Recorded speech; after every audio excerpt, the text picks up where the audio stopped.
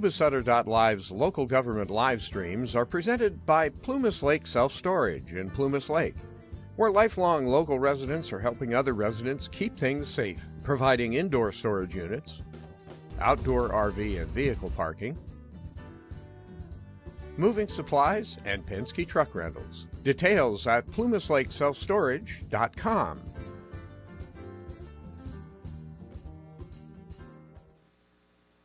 Public comment, Mandy.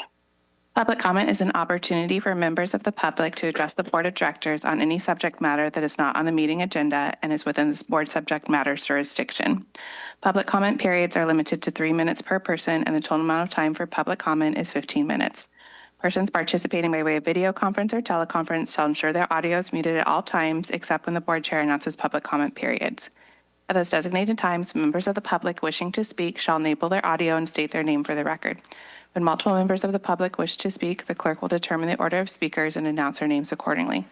To ensure proper conduct, the board reserves the right to mute the audio and video of any member of the public violating generally accepted principles and decorum of official public meetings. We don't have any online. Is there any in-person public comment? No public comment. All right. Consent items 1 through 6. Are there any public comments on any of the consent items? None? Okay. Any director comments or questions or motions? Move to approve. All in favor? Aye. Any opposed? None. Okay. Discussion items. Item 7. Consider approval of a sponsorship in the amount of $5,000 to Yuba County First 5 Dolly Parton Imagination Library. Katrina.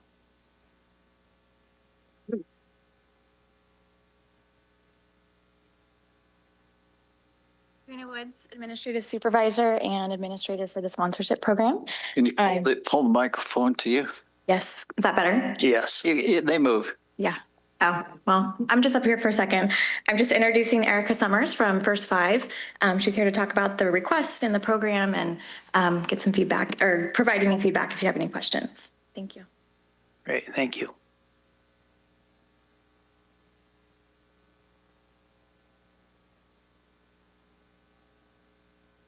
Hi, good morning. I was kind of hoping I actually didn't have to get up and talk this morning, but that's okay. My name is Erica Summers. I'm the director for Yuba County First 5.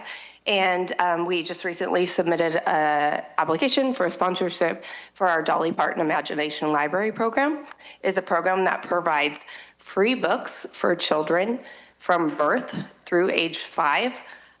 Every month directly to their home. There is no eligibility requirements other that they live in Yuba County. This is an amazing, one of our flagship programs that provides families by the time they're 5 with 60 books in their home. There's a direct correlation to the number of books in a child's home with their 3rd grade reading proficiency. And we know that's a huge marker of graduation rates. Not only that, it provides a space for family connection. It's exposing children to literature, imagination, and just that one-on-one connection with their caregiver and the child. Again, it's an amazing program, and the reason we have this ask today is, First 5 funds are on a steep decline. And so we're looking really for ways to partner to build up and sustain some of those programs. The reason for the ask today too is that Dolly Parton is actually a nonprofit organization. So those funds will not come directly to First 5. We host, everything is funneled through Dolly Parton Imagination Library, and we have a special account where those funds go directly to the books that are mailed to children in Yuba County. And so anyway, the sponsorship will help just actually cover just probably about 2 months worth of books to our total current registration rate is about over 2,700 children in Yuba County 0 to 5, which is about 47% of all children 0 to 5 in Yuba County. So it's a pretty big number. And so they'll be receiving those books. Yuba County Water Agency would be acknowledged as the sponsor. And we have a couple of other things we're going to do special to acknowledge our partnership. Thank you, Erica. Any questions? On the Dolly Parton program, the Dolly Parton program is the one who's providing the books. I thought it was a free program they did directly. Where's the connection? The investment, yeah, First Five. So through the Dolly Parton Imagination Library piece, they're able to negotiate the cost of books at really low rates. As a nonprofit, the mailing rate is a lot lower.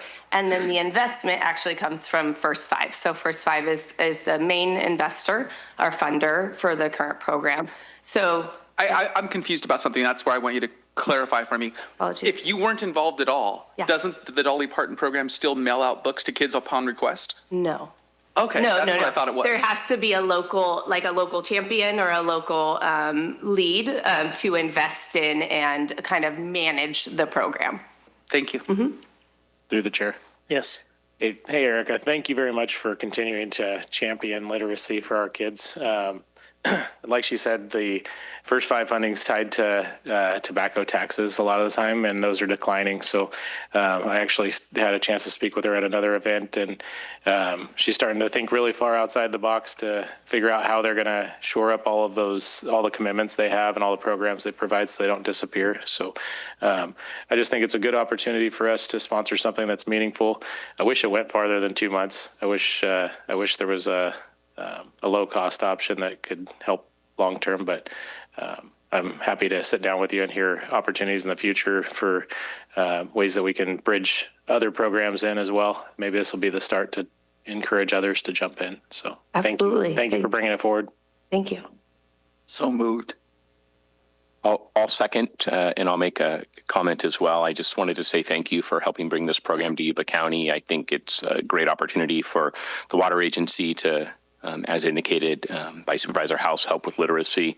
My wife's a first grade teacher, and having parents read to their kids is so critical and so needed in this county. And so anything we can do to help with that, and I know there's benefit to Yuba Water Agency through the sponsorship as far as getting our name and our mission out there. And so thank you.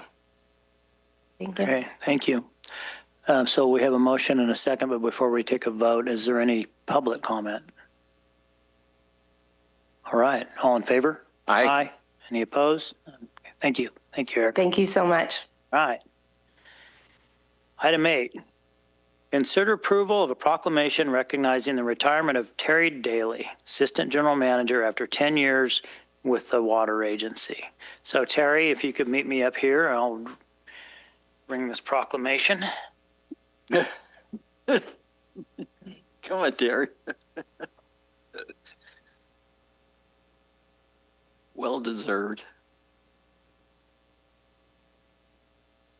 That's another question. Just in case it doesn't get approved, after I read the proclamation, we're going to open it up for public comment, and then we're going to take a 10-minute refreshment break and photo op. Then we'll decide if it's approved after that, okay? Proclamation recognizing Terry Daly for 10 years of dedicated service to the Yuba Water Agency. Whereas Terry Daly joined the Yuba Water Agency in May of 2015 as an administrative services manager and was promoted to assistant general manager in May of 2021. And whereas Terry previously served as the chief administrative officer for the County of Amador from 2007 to 2010, for the County of El Dorado from 2010 to 2014. And whereas in her time with Yuba Water, Terry championed countless challenges as the agency transitioned from PG&E, including establishing and improving the agency's financial and administrative functions as an increased staffing to meet consistently changing needs. And whereas Terry served as an instrumental leader in major efforts to include the South County Infrastructure Project, furthering the complex nature of the Yuba Levy Financing Authority bonds benefiting the Plumas Lake Specific Plan area, and providing substantial support to the ARC Spillway, Nature Like Fishway, and tunnel outage projects. And now, therefore, let it be known that this proclamation was duly passed by the Board of Directors of the Yuba Water Agency at a regular meeting held on December 16, 2025, and recognizes Terry Daly for her extraordinary service to the people of Yuba County and the employees of the Yuba Water Agency, the County of Amador, and the County of El Dorado. So you get the fancy stamped and printed one, and also this picture of the dam dedicated to Terry Daly. Thank you for 10 years of dedicated service to the Yuba County Water Agency, 2015 to 2025. Let me hold that one.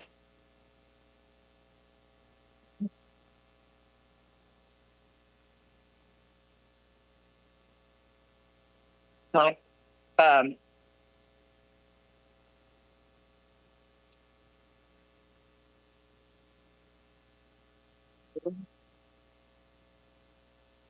So Terry, do you have some words you would like to speak to us? Not right now? Okay. So we will open it up for anybody, any employees, staff, anybody that would like to come up and say anything about Terry. Now's your chance, last chance. Nobody? Okay.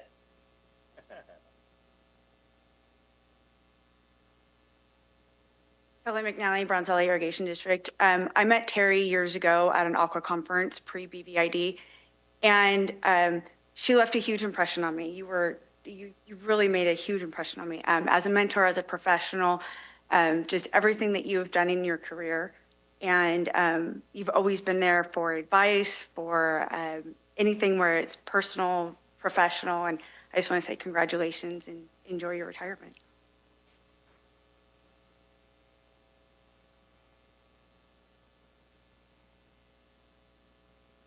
Thank you, Kelly. So if I could have the board come over here. Is there more comments? Oh, okay.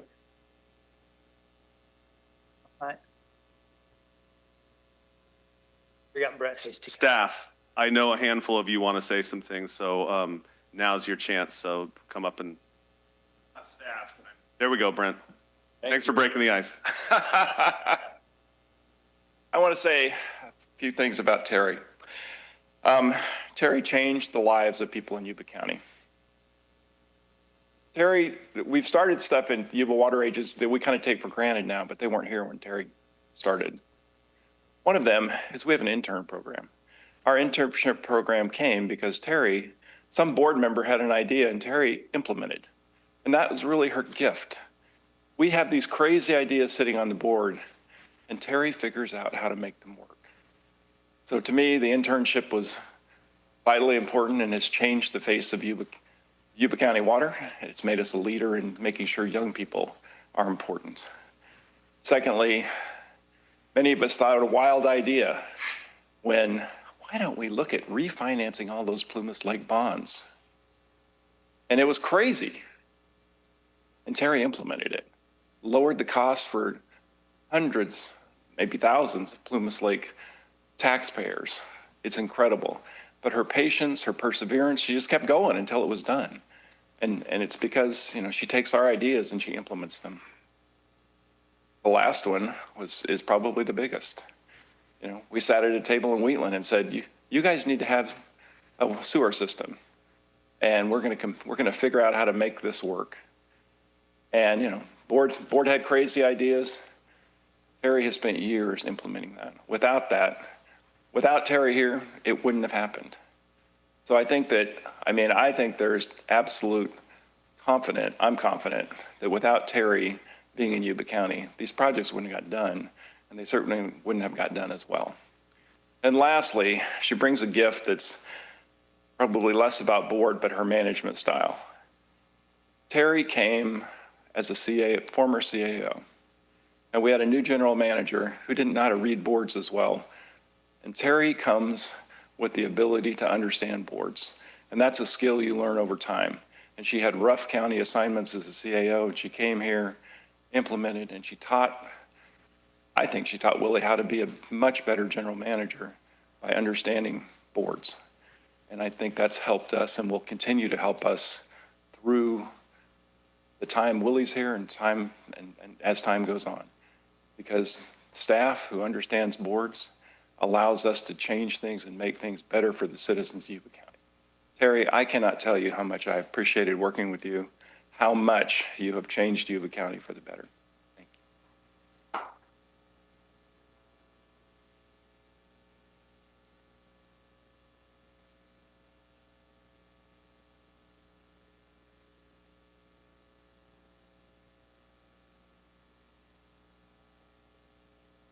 All All right. Morning, directors. Terry, Kevin Mallon, Yuba County Administrator. Brent did a great job of summing things up there, but there was one thing that I wanted to add, and it's something that Terry champions. She does a great job at, and that's getting us all to work together to solve a common problem, whatever it is, to better Yuba County. And I hope that lives on after Terry retires here. She's been a great example for us all. So thank you, Terry.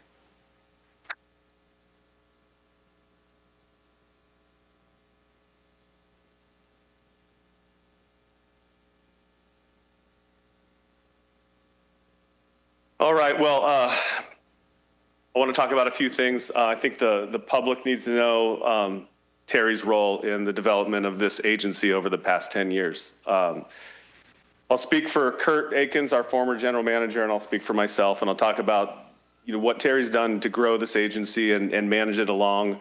And then I'll also talk about what Brent touched on and kind of teaching me how to work at a public agency and work with a 7-member board. But first, when we came out from under the PG&E Power Purchase Agreement in 2016, I don't think Kurt or I wasn't there at the time, but I was at PG&E and I was working with Kurt.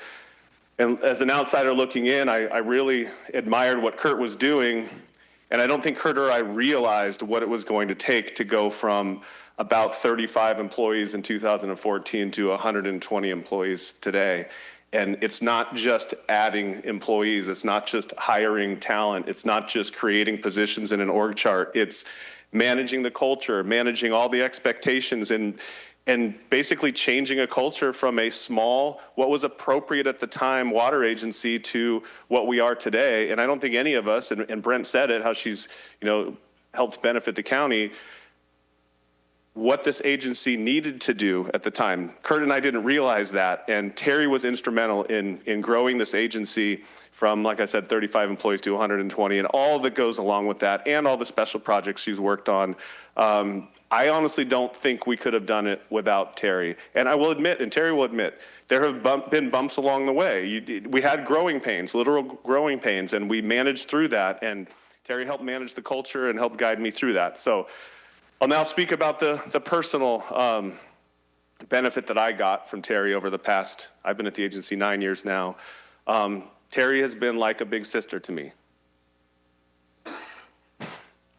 Whenever I was struggling, whatever, if it was a regulatory issue that we were battling, a legal issue we were battling, or cultural improvements we needed to make to the agency that I was in charge of, Terry was there for me.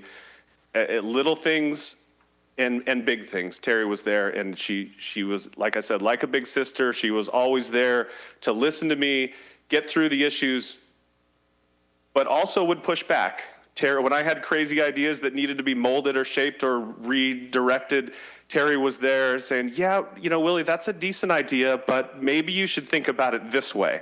There were many of those conversations, and working in the private industry for 20 plus years and then coming to the agency and not really understanding the dynamics of a 7-member board and the expectations that were going to be placed on this agency, she helped guide me through that as well. And I don't know that I'm good at managing a board, but I'm better than I was when I first started. So I really appreciate that. And Brent said it best. She's done great things for this county and for our staff here at the agency.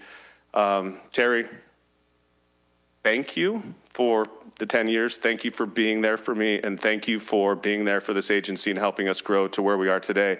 And I think you have left this agency, or are leaving this agency in a good state. I wouldn't say in good hands because I'm in charge of it, but I will say it's in a good state. So thank you for that. I'm speaking for all of us.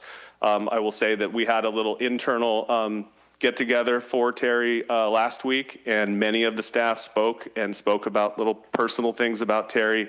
So I am speaking for the staff as well, Terry. Thank you for everything you've done for this agency and for this county. We really appreciate it.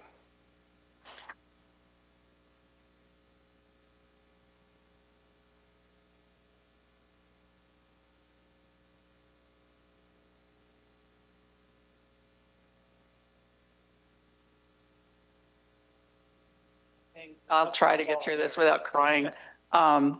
First of all, Willie, thanks for saying it was like a big sister and not your grandma or something. So appreciate that.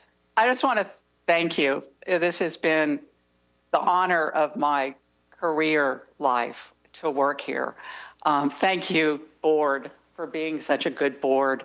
The board, since I've gotten here, has always, this sounds so corny, but has good hearts.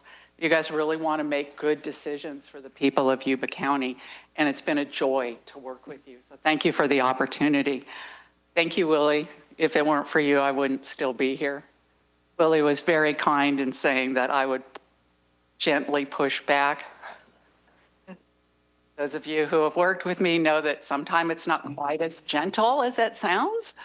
And so it's been really fun working with you, and you're so innovative and entrepreneurial. You respect every single employee. I really, thank you to all the employees. I am overwhelmed. I'm really hoping you guys were here for the Dolly Parton thing, something. Thank you. It is so great to work at a place where there's so many smart, passionate, dedicated people. And everybody just really wants to do good work and deliver for the people of Yuba County. And that was the nicest thing you could have said, Brent, for a local government staff person. That's why we're here. And so thank you. I want to thank my family. They're online. For people who know me, they know I'm really deep down a very practical person. And so I told my husband and 2 kids, hey, there's a Zoom link. You can just come on Zoom. So that's where they are. So thank you, John. Thanks, Will. Thanks, Lindsay. Who have I forgotten? The local government folks that I got to work with. I mean, it is really fun coming together and getting stuff done. And Robert, you started that. And Kevin and Brenda and all of the local officials that when we do get together, you know, we really try to make things happen. So thank you. Thanks for the opportunity, and thanks for putting up with me. I appreciate it very much.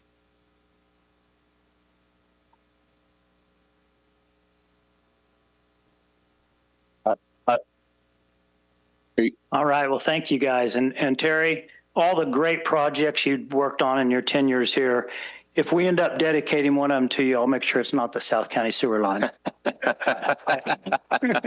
So if I could get the board to come over. Do you want to do it under the Yuba County sign? Or you can take board comment now or later? Yeah, we'll do comments now. Okay. So through the chair, so Terry, you've been an outstanding member of the Yuba Water Agency team, and you've worked tirelessly and passionately for our mission, for our employees, for this board, and for the people of Yuba County. And so thank you for that. Brent did a great job summarizing just a few of the amazing accomplishments that you had. And, you know, I think the amount of people in this room today, employees and partners, is a testament to your accomplishments and your commitment and how much you're loved by this agency and all those who work with us. And so I'll just say thank you for that. And I've personally really appreciated your commitment to helping drive so many things that are important to me forward. So thank you. To the chair. Yes. Terry, you're the reason the county, and we haven't heard it yet, doubled in assessed valuation from 2009 to $10 billion plus this current year. And that started the many things that you have accomplished. But the biggest thing was buying those bonds. Everybody said you can't touch it. You can't touch it. It's third rail, you know. And you told us we could do it. And Gary and I on an ad hoc committee started it. And you showed us how. And thank you very much. You've done wonderful things for the committee. Thank you. Thank you, Andy. Any other board comments? Terry has another great attribute. It's called our children and my grandchildren. And her daughter and my oldest granddaughter were on the debate team together. And not only were they on the debate team, Terry helped the whole process. And those are things that are hard to qualify, but extremely important attributes to have those abilities to influence so many people. And Terry, we'll miss you very much. Thank you. John, I wanted to comment too. Terry, my biggest regret is that I only got to know you for 3 years, and out of the 10 you've been here. But I've thought from the beginning that you exemplify everything that a public servant should be, and your integrity, your humility is way above par. And beyond that, the initiative that you've taken on the projects that have been mentioned already, I think the Y-Arc wasn't mentioned, that's another one. The initiative that you take, you know, you're not just someone who's here trying to get a bigger pension. You were here because, as you told me many times, you enjoyed the work and you were getting things done and for the betterment of Yuba County. So thank you. Right. Okay. We do have a virtual comment. All right, and let's hear it. Will Newey said, "That's my mom, and I'm so proud of her!" Exclamation mark. Great.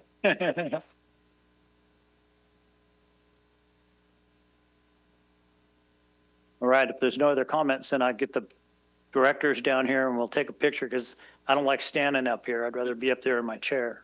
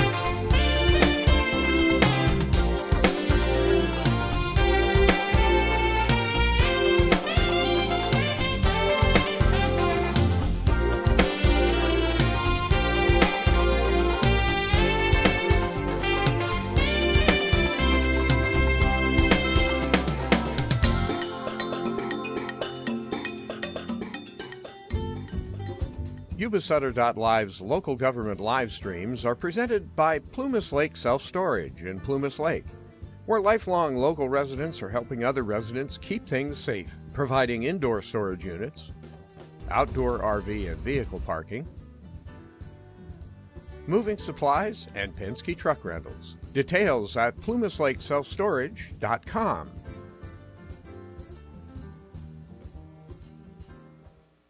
Hi, I'm Neil Goforth of Comfort Keepers of Yuba, Sutter, and Nevada counties. Caring for elders or even yourself has challenges. Comfort Keepers of Yuba, Sutter, and Nevada counties can help you address today's issues and plan for tomorrow with in-home and specialized care for you or your family members. Call us at 530-749-8800. Comfort Keepers of Yuba, Sutter, and Nevada counties. In Yuba County, there's a legendary diner. Oh, it looks delicious. Oh my gosh, thank you so much. Where the parking lot tells a story. A story as simple as biscuits and gravy. The food is good. The prices are wonderful.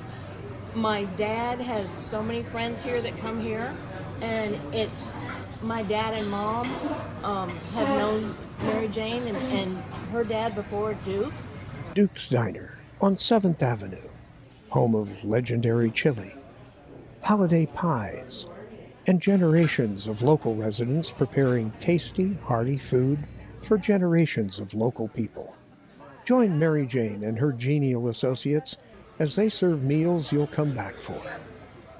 Duke's Diner on 7th Avenue, Olivehurst.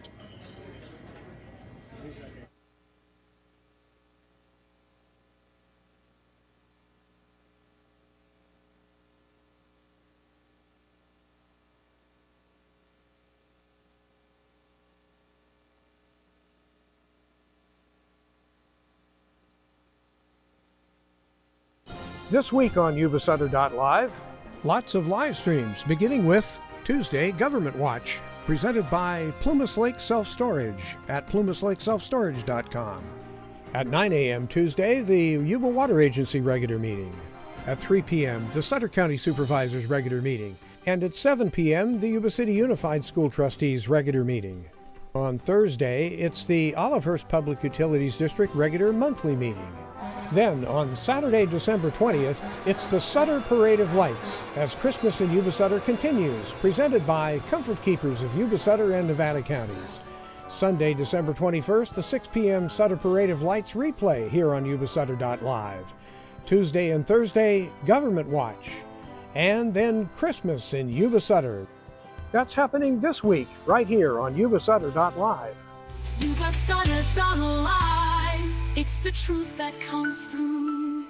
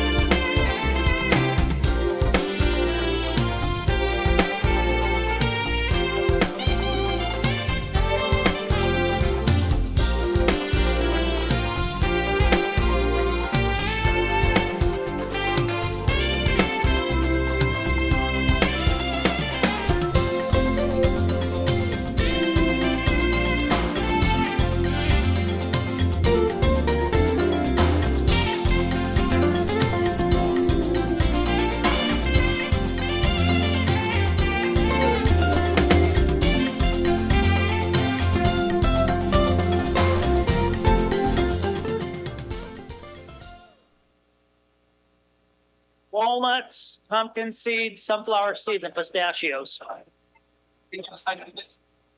I'm on a health kit, dude. And I like that mixture. All right.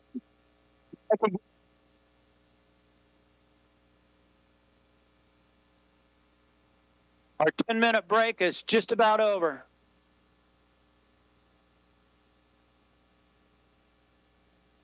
You gonna run the Buckeye with me? Yeah. Walk it.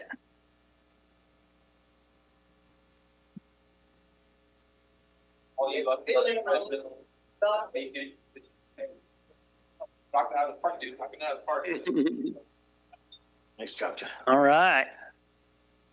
Thank you, guys. Well, we're going to have to take a vote on this now. We've celebrated and everything else. So would anybody like to make a motion? So I'll move, or I'll second then, only because the vote is to honor her, not to stop her from leaving or give her permission to leave. So. Okay, so we What's have the first?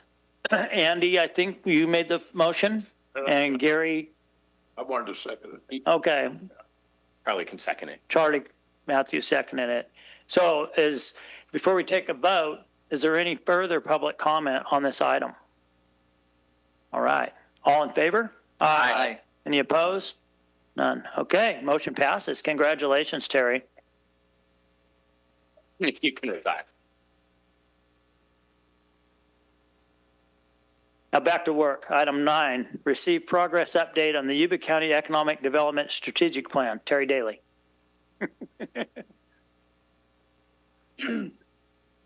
So back in, I think it was 2018, 2019, the board was fairly adamant to staff that time that we needed to start investing in economic development and investing in the community within our mission area and doing what we could. And my spiel on economic development, I'll give you one last time, and that is economic development isn't just one thing. It's not going out and, okay, in 2018, 19, it was going and trying to get the next Amazon warehouse. Now it would probably be getting a big data center somewhere. That's not economic development. Economic development requires infrastructure, like a wastewater line. It requires roads. It requires a diverse housing stock with everything from affordable housing and entry-level housing up to executive housing. It requires good schools and workforce development. It requires a vibrant arts and culture scene. And it requires high-functioning local government. And so there's lots of spikes that come off of this that need to be worked on. And so remember, Willie and I looked at each other because we were kind of tasked with, okay, you guys are doing economic development. Okay. And so first thing we did was try to find a good consultant. And I'm just going to tell you the story because I thought it was so great. I literally sat down with the Cal Economic Development Association and went through and, no, we don't need a banker. No, the consultants, no, we don't need a lawyer. Sorry, Andrew. We don't need this, we don't need that. And came down to, I don't know, 20 that were true economic development consultants. I didn't want to pay travel costs coming from Southern California, so I narrowed it down to Northern California. And we narrowed it down to 3. And then we had interviews of those 3. And we got to the last one, which was Lon Hadamia and Doug Svensson. And I'm looking through their packet of information and I'm looking at Lon's resume. Yeah, wow, this guy's impressive. He's done this, he's worked for the state, he's worked for the feds, he's had impressive positions, and he graduated from Marysville High School? whoa, whoa, whoa. He goes, yeah, I grew up here and my parents still live here. That sold it. I was like, great. And so Lon and Doug have been with us since then, guiding our economic development efforts. And the first thing was to develop an economic development strategic plan that all of the entities in the county, the cities, could come together and work on it together.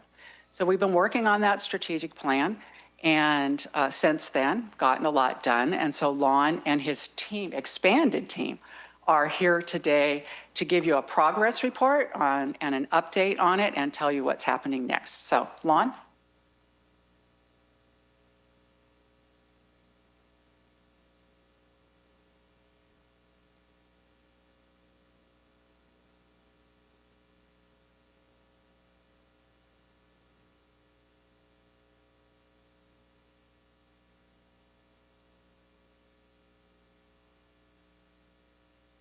Terry, thank you very much. Mr. Chairman, the directors, good morning. As always, it's a pleasure. I don't think I've been here for I think it was a year ago that I gave the last update. It's a tough act to follow this morning. I want to echo all the comments that have been previously made about Terry. In my nearly 50 years of professional experience, both at the state and the federal and the private sector, I have rarely experienced a more outstanding individual to work with than Terry Daly. And I don't say that lightly. I've had the opportunity to work across many different sectors, and she is truly the most outstanding person I've had a chance to work with. Without her leadership, I wouldn't be standing here today to talk to you about this economic strategic plan. And so I want to thank her publicly and, again, echo everything that's been currently said. I want to jump into the strategic plan and kind of an update for all of you. And I remind you kind of where we started. I am joined today also by my partner, Doug Svensson. Doug started out with me back in 2019 when we initially were selected. He has since retired, but I've brought him out of retirement to work on Yuba Water Agency projects. And he'll be up here in just a minute to talk about one in particular that we're most proud of. I'm going to remind you that this strategic plan was created with extensive stakeholder outreach. We've met with more than 100 individuals and representing 50 agencies and organizations across Yuba County. And this was back in 2018 and 2019. And we conducted research on feasibility of key project areas, which I'm going to highlight in just a minute, some of the highlights of what we've achieved. But we also believe in my discussions over the last 6 months with Terry and Willie, it's time to kind of revisit the priorities we set and consider additions and alternatives to that plan that we created about 6 or 7 years ago. But let me remind you where we started in major strategy areas. We looked at infrastructure expansion is critical, as Terry has just laid out. What's important for economic development within this community. Infrastructure is absolutely critical to that. Education and workforce development is also a key component of economic development. Tourism and visitor services is also very critical to this county. And lastly, the development of technology clusters. How can we be most successful in the 21st century without technology innovation within both agriculture and many of the other sectors throughout Yuba County? Let me turn to kind of the initiatives we developed that we believed had high catalyst potential 6 or 7 years ago. And it really does take 6 or 7 years ago to bring these to fruition. And we're quite proud of these that we laid out. And these are some of the ones that have been most successful in that initial plan. In a moment, Doug's going to talk about the development of a river access plan that we believe is important to the further development in Yuba County. We all looked at the State Route 65 bypass, which is now talked about as the Beale Expressway. We're now proud of the fact that that's being considered not only locally, but on a regional basis due to leadership of Gary Bradford and others at SACOG within the regional transportation planning. We also have looked at Beale technology needs and the collaboration. We now have a tremendous collaboration with Beale that we didn't have 8 or 9 years ago, with Willie taking the lead as honorary commander to the base commander and many, many others. We're also identified South County infrastructure development, including wastewater, as a key issue, and it's already been mentioned, the success and the lead to success in South County and how that's going to be concurrently developing.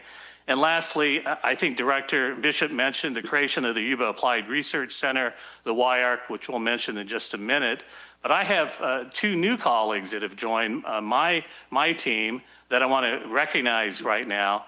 I brought on, just in this last year or two, 2 former U-2 pilots that have retired from the Air Force, have decided to stay in the area and have decided to help us in Yuba County develop our economic strategy.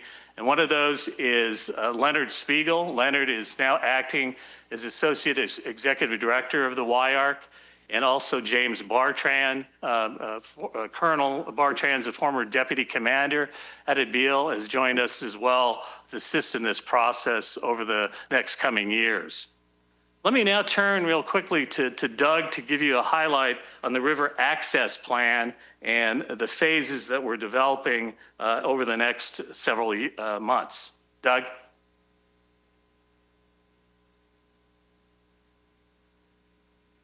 Thank you, Lon. Mr. Chairman, members of the board, good morning. I'm Doug Svensson.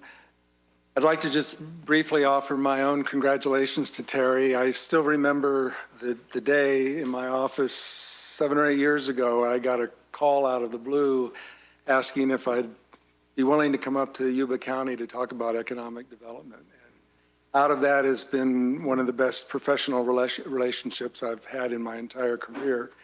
And like Lon, I've been at this for almost 50 years now. So really appreciate all the cooperation and collaboration and the many good thoughts during this process. It's been wonderful. During this past year, we've been engaged in a 2-phase process to develop a river access plan. And this is to implement the initiative to boost tourism in Yuba County, but also to create amenities to benefit local residents and businesses. And this first phase are about completed here at the end of the year, and it's been focused on collecting data that will allow us to move forward with practical solutions to implementing a plan that we believe will have countywide significance for recreation and tourism development. So we've been working on developing a database of land use and ownership along various routes. We've prepared some conceptual plans for an initial phase 1 of trail system. We've gotten new capital costs, and a key element of all of this is to develop useful operating cost estimates so that we can begin to talk about how do we fund the ongoing maintenance and operation of recreation infrastructure and programs in the county on a sustainable basis going forward. We've also been looking at some ancillary economic development opportunities, which I'll share with you. On the left-hand side here is some initial concepts, and again, this is still in preliminary stages, but we're developing a loop system that is centered on Marysville as an anchor for a system that eventually can extend along both the Yuba River, the Feather River, and eventually up the Bear River. But we're focused here on trails that are on public property, so the levee system around the city, other rights of way in this neighborhood, to begin to get an initial anchor, as I said, or foothold that can serve as a collection point for other economic development activity related to the trail system. So we have a small loop that's centered on Riverfront Park. We have a larger loop that covers the levees around the city of Marysville. We have a loop that goes out Hamilton, Smartsville Road, and back, and then eventually one that follows the Goldfields Parkway, which at some point may provide a river crossing to complete a larger loop. So someone could access this trail system and do a 2-mile walk if they wanted, or they could do a 5 or 6 mile walk. And it kind of creates some flexibility all on public property so that we initially have control over how that could be developed. We're also looking at, as I mentioned, ancillary economic development opportunities. A major focus of that, in the upper right, is the former sewer pond site. But we're also looking at other sites along the Yuba waterfront in the city of Marysville. And the key issue here, obviously, is being careful with the flood potential. So we're not looking at a lot of vertical development, but we're looking at attractions that can enhance the experience for people who live here, but also tourists that come into town, and create a better connection with the riverfront and eventually the trail system. So some of the ideas that are under consideration include an improved amphitheater, a food truck park. This is something that's been done in Memphis along the Mississippi River. It's great because you can bring food trucks in and entertainment, and there's kind of a base infrastructure for them to operate off of. But if it's going to rain or we're worried about flooding, everybody drives off, and there's minimal damage to that infrastructure.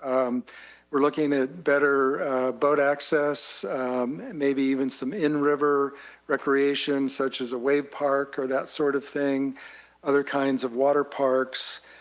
On the sewer site, maybe even something like a par 3 golf course to maybe focus on youth instruction for recreation and that sort of thing. So these are all ideas that are under consideration, and the key idea here is to create a better connection between this outdoor asset and the city, the businesses in the city of Marysville. So we're looking at how to develop businesses as well as create amenities for the local population. So we'll be wrapping up phase 1 here shortly, and then moving into phase 2, where we can look at regional solutions to recreation funding, which may include a joint powers agreement, may include maybe a nonprofit organization or a county-wide funding district of some sort that maybe can wrap a number of opportunities throughout the county together on a long-term funding basis. And so that's our goal for phase 2, which we hope to initiate this next year. And I'll stop there and let Juan, he's got a lot of other. Thanks, Doug. Unless there's any questions for Doug on the river access plan. I have a couple questions, comments more than anything. On the loop around Marysville, I ride my bike around the levee loop. I guess that's what it's called. Where it crosses the new Highway 70, just on the north side of the trestle, that would be a really good place to build a bike and hike and walking trestle, because you're risking your life going up on a bike and where you have to go to cross 70 now that it's 4 lanes wide, and it would be real simple, short little overpass. So that's something I want you to look into when you're doing this hiking thing. So it could be right next to the railroad thing, but far enough away from it to where you wouldn't have to get permission from the railroad. The other thing is, on the former sewer site for Marysville, did they not clean up all the dirt and everything else from that? Do you know? We're in discussions with the city about what it would take to use that site. So I'm not certain what additional cleanup might be necessary. Okay. I just thought that when they shut it down and made the deal with Linda, that they hauled all the contaminated soil and everything out of there. So my only suggestion was maybe we change the name from the sewer site to, I don't know, it could be the new Terry Daly Park or something like that, but sewer park doesn't sound good. Understood. Yes. Those are my only 2 comments. And then the rest of it, if you're getting on further up the river, everything upstream from where you have that line, in fact, the yellow line goes right through my house. is in my district, so I would just want to be involved. Absolutely. Yeah, and through the chair, Yeah. I'd like to echo that same comment. Just the stuff that's going on in Marysville. I just want to make sure that we're keeping not just the economic and outsider interest at heart, but don't forget our little leagues have no space for their facilities. That's right next to the train tracks that are being going to have a lot of construction, and it's already a pretty inadequate site. And there's been talk in the past about this land in the river bottoms being able to be developed into something that's useful, like regional sports fields, things like that. So the trails are nice, but I'd still think that we need to think about serving the people that we have here, that the young people as well. So, and there's still the opportunity to have the Army Corps of Engineers rebuild a BMX track that they tore down in the levee building process. And I just don't want those things to not get communicated to this team. Those are Marysville items, but they definitely should be considerations for you guys. And just thank you for putting efforts into developing our community and giving us a plan outside of it's kind of rare to see something where we're planning the region, not just the city's planning something and we're planning something separate. It's a coordinated effort, and it's appreciated. So thank you. Certainly, thank you. I was curious, how long ago did phase 1 start? Earlier this year in about April. Okay. Is there anything going along the South River, south of town? Not at this time. We have earlier, there's been earlier work done on trail systems along the Feather River. So there are some earlier plans that we can tie into, but for this first phase, we were trying to keep sort of focused on where we could develop something on public property versus some of the other sites involve current agricultural and so forth. Thank you. Any other questions? Through the chair, just to elaborate a little more for Supervisor Fuhr's question, there's a Yuba County Trails Master Plan, which includes trails in the south part of the county, and that's also part of the Regional Trails Master Plan that SACOG has. All right.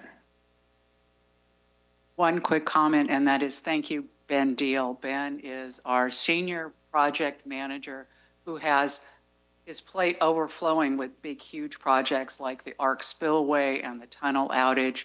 And yet I asked him to take on one more thing, which is being the project manager on this river pathway. So thank you, Ben. He's been the person working with Doug and working with Alton. All right. Thank you.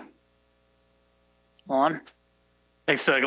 Let me move to the next project we're quite proud of in the development over the last 6 years, the development of the YARC, or the Yuba Applied Research Center. I'll remind you that we created about 18 months ago, maybe not quite 18 months ago, a 501c3 to house the YARC. And I want to thank the Water Agency for being the main funder of that activity for the first 3 years. And we have engaged in quite a bit of activity over the last 12 months that I'm going to highlight just a bit of this morning to give you a fuller understanding of the potential for the YARC. I'll remind you the mission of the YARC is a catalyst for economic growth and improved quality of life for Yuba County and the greater Sacramento region. Our goals are conducting technology and policy research, identifying and training a talented workforce, and providing a collaborative environment to link Yuba County to regional, state, and national efforts. One of the things I was talking to Director Vasquez about prior to the meeting starting is the tremendous potential we have in Yuba County and how we tie that to not only developments at Beale, but developments regionally in Northern California. It's really the vision you provided to us and developing the YARC as a coordinating entity for, again, facilitating this technology, agriculture, and energy research as an economic driver for really a prosperous Yuba County into the next decade and hopefully the next century. I wanted to highlight a couple of our 3 major tasks that we've been involved in over the last 12 months. Task 1 is coordinate technology and policy research. with a special emphasis on agriculture, climate action, and energy research. We have 3 collaborative focus areas: ag tech and the environment, data and digital architecture, and space systems integration. As you can see, there's a broad range of activity that's tied to not only what's going on in the county, but what's also going on in our major employer, the base. I want to thank Director Bishop for recommending a project that we engaged in this year with researchers from Harvard University to take a look at our soil makeup in Yuba County. And just in the last couple of weeks, we worked with a group of FFA students from both Wheatland and Marysville High School to go out to local area farms to collect soil samples that we sent back to Harvard for them to take a look at biochar and the impact that it has on agriculture within the local area. We would not have had that had that introduction not occurred. These are activities that are ongoing, and I just use that as a prime example of coordinating policy research that are important to Yuba County. Task 2 is really talent recruitment, retention, and management. As Terry said in our opening comment, economic development is not just about creating houses and new economic activity. It's also about creating jobs for our current residents. So that's working with local universities and federally funded research and development centers as a key component of that.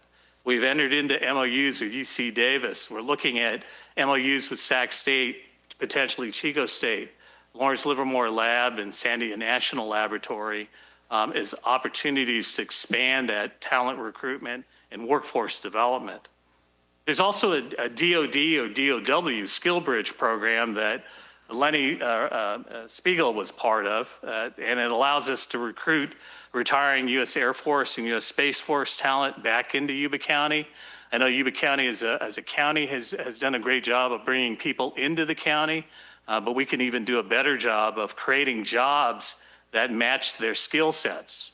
And that's one of the focuses of economic development within the county, with a focus on STEM and STEAM education, with K through 12 programs, camps, seminars, Beale Air Force community outreach programs, and internship programs are critical to that too, not only for our students, but students with our MOU partners like UC Davis. Task 3 is also further engagements and partners in collaboration. Over the past year, we've created a CRADA, which is a collaborative research and development agreement with the Air Force Combat Command Chief Scientist, which is the overarching command for Beale, and it's based out of Langley Air Force Base in Virginia. We signed that back in June of this year. We're also working closely with the U.S. Space Force, obviously with Beale Air Force Base, UC Davis, and many others that I have listed here. The goals and objective as we move forward, again, in collaboration with the City of Wheatland, the Yuba Water Agency, the University of California at Davis, and the U.S. Air Force and Space Force, will bridge state and local government to vital national defense and homeland security requirements and efforts. We'll also serve as an economic catalyst for regional job creation and economic development. We'll provide a collaborative environment to develop mutually beneficial research projects, and will protect and leverage the vital natural resources of Yuba County. That's really critical to the development of the YARC. How do we take advantage of what's already valuable in Yuba County? Over the next 12 months, again, we hope to expand MOUs with Cal Poly, San Luis Obispo, with Sac State. Just last week, Colonel Beltran and Lieutenant Colonel Spiegel and I met with the director at the Aerospace Museum of California down in Sacramento. We're looking at developing an MOU and working collaborative relationship with them to develop STEM and STEAM programs for our youth, especially in the areas of aviation technology. And we'll be looking at any others that you can suggest to us over the next 12 months and beyond. Lastly, I want to talk about other economic strategy initiatives that we're engaged in, again, over the next short period of time.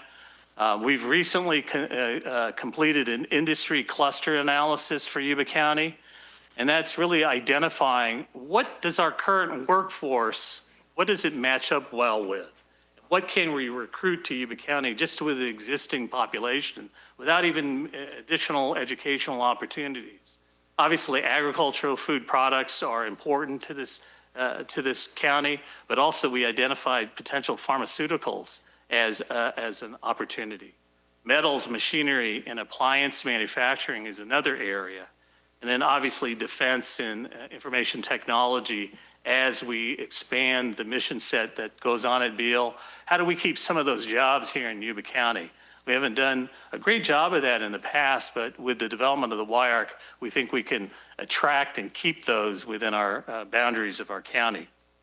Lastly, we continue to work on an industry cluster analysis, both for the cities of Marysville and the city of Wheatland. Director House, I know you mentioned about the city of Marysville, working very closely with them to identify economic opportunities for the city that matches well with what's available and what can be done here. And so stay tuned, that's in progress as we speak. I want to also end my comments today to highlight again priority setting as we move forward with the next phase of this economic strategy. I'll harken back to this 5-year action plan that we laid out in our initial plan that Doug and I put together back in 2019. But this really highlights the need for patience in developing economic activity in this county. It doesn't happen overnight. We have to create the ideas today that can be implemented 5, 6, 7 years from now. And it takes these different phases to get to that level. And I just leave you as food for thought that economic development occurs within these phases. And we will continue to work very closely with you as we develop new opportunities and priorities over the next 12 months. I'll end my comments there and am happy to answer any questions you might have and very much appreciate the continued opportunity to work with my home county. As Terry said, 7 years ago, when this opportunity was presented to me through Doug, I jumped at the opportunity to be here. And it's also, driven me to become an investor in businesses in Yuba County. I own the minor league baseball team in town. And so I think that's a driving force for economic development as well, too. So there are many opportunities that we can engage in, and I look forward to working with you in the months to come. Any questions? I'll make a comment. Excuse me. Thank you, Lon. Great presentation, and look forward to continued relationship with you. So any other comments? Questions? I'd like to tell a short story, if I could, about the Hadamias. If you went back many generations, in World War II, there was a member of the, I use the term, rounded up, Japanese people. But the Japanese people also had very good friends. So there were Lon's grandfather was Harold Edwards from Santa Barbara. It had taken over the La Pink orchards and developed it. And he told him, he says, I've just cleared out a barn. And I want you to put all of your equipment in there because you're going to be gone for a while. And I want to make sure when you come back, it's all there. So they put it in the barn, put a lock around it. And Harold Edwards told me stories where some of his neighbors would say, I can't get parts for my disc. Let me get in the barn and borrow them. And Harold said no. So when the end of the war came and his grandfather came back, they opened the barn and they had all of their original equipment. So they were able to continue farming. And I thought that was just, with all the things we're seeing now about people like people and don't like people, I just thought that was a story that needed to be remembered. Director Matthews, thank you very much for sharing that. I remember Harold Edwards quite well. I went to Harvard because of him. I applied to Princeton and got into Princeton and Harvard, and I unfortunately disappointed him. As a Princeton man, I went to Harvard instead, but he was very instrumental in my personal development. So thank you for recognizing him. You're absolutely correct. Without his support during the war, my family would not have been able to continue farming in District 10. So we have a long history in Yuba County, and we're very proud of that. And this is a legacy for me to continue as well in remembrance of my grandfather. Thank you. Yeah. Thank you, Lon. And I'll add to that too. Lon's brother was in my class in school, and I think you had a sibling in each one of my brothers and sisters' classes in school. I don't know what year you graduated, maybe with my brother Chuck. But Yeah, Chuck and I were. yeah. So it seems like there was a Hadamia and Messick in every class there for a while. And I remember as a child hauling many loads of peaches into Hadamia Station up on Highway 70, riding with my grandfather. So thanks for coming back and doing this for us, Lon. My pleasure. Thank you very much. Any other questions? If not, thank you so much again for the support. Happy holidays to everyone. Yeah, you too. Thank you. All right. That's no action on that item. It was an update. So we're going to move on to item 10. Review of financial statements and details for general and power systems funds for October 2025. Curtis. Good morning. Morning.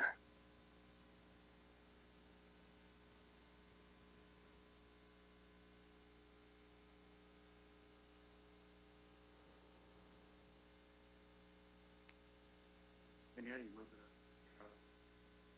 Bottom bar. It just lives there? Yeah, it stays there. Maybe in 2026, we'll be able to move the screen a little bit smaller.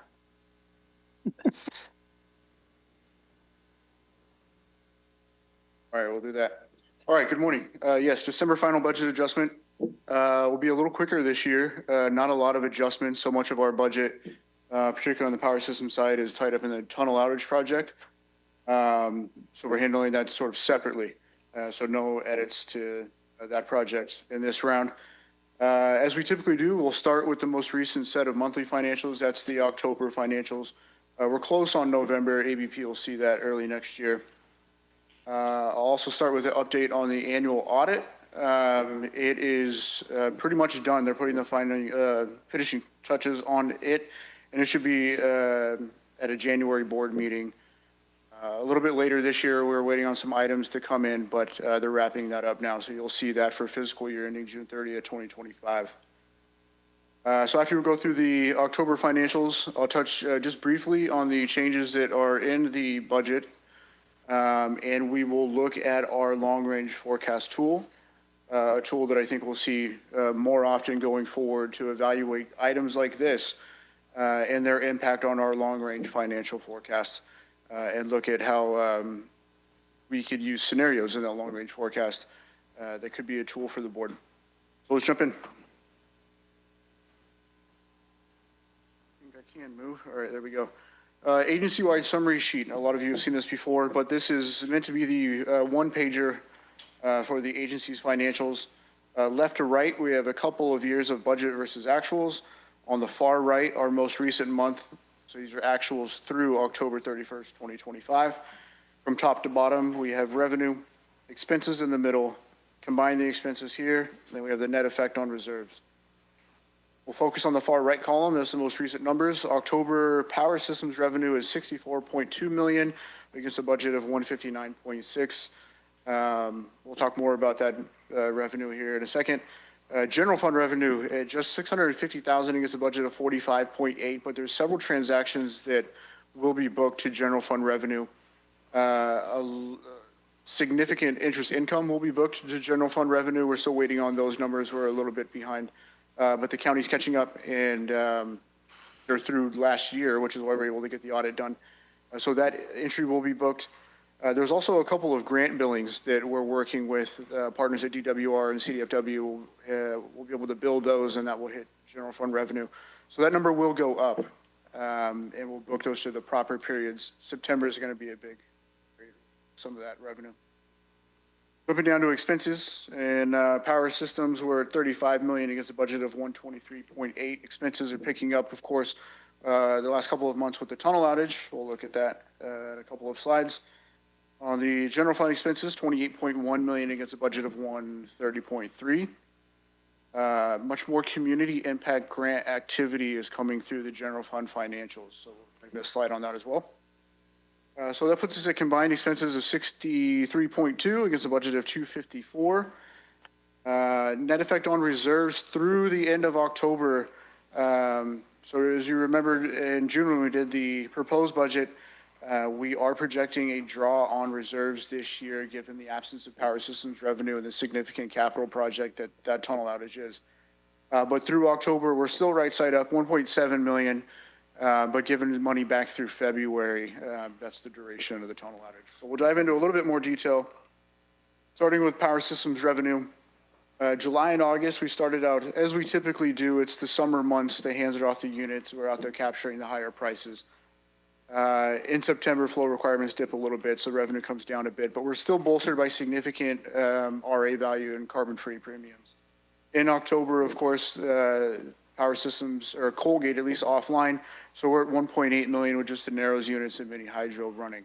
We'll see that pattern continue through February until we get the tunnel wired back up and Colgate units back online. General fund revenue, no activity in October, but we do still have our member unit water supply agreements. That is the only revenue that we'll see in general fund. I think a small water transfer, but not the big Accord transfer again this year, which we forecasted in June when we went through that budget. Jumping to expenses, again, a typical pattern in July and August. Expenses are a little bit lower, but September started mobilization for tunnel outage. October, we're in the midst of tunnel outage. And significant impacts to the general fund expense budget coming through the Community Impact Grant Program. So this slide here is a monthly staple for the ABP committee that is demonstrating, those bars are the total expenses. That blue part at the top, those are the expenses that are attributed to the Community Impact Grant Program. Those are elevated the last couple of months, and I think that's a pattern we're going to continue to see.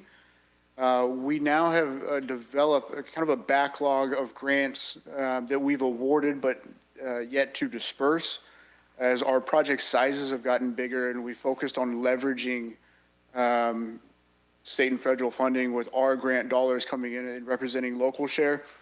We're awarding grant agreements and then the projects aren't starting until after they're done with that application process and they get awarded and they're clearing environmental and they're jumping through all those hoops. So we have now a kind of a backlog of projects that are starting to go into construction, RD 784, some of the Yuba County Public Works projects. So we're seeing larger disbursements each month through this program.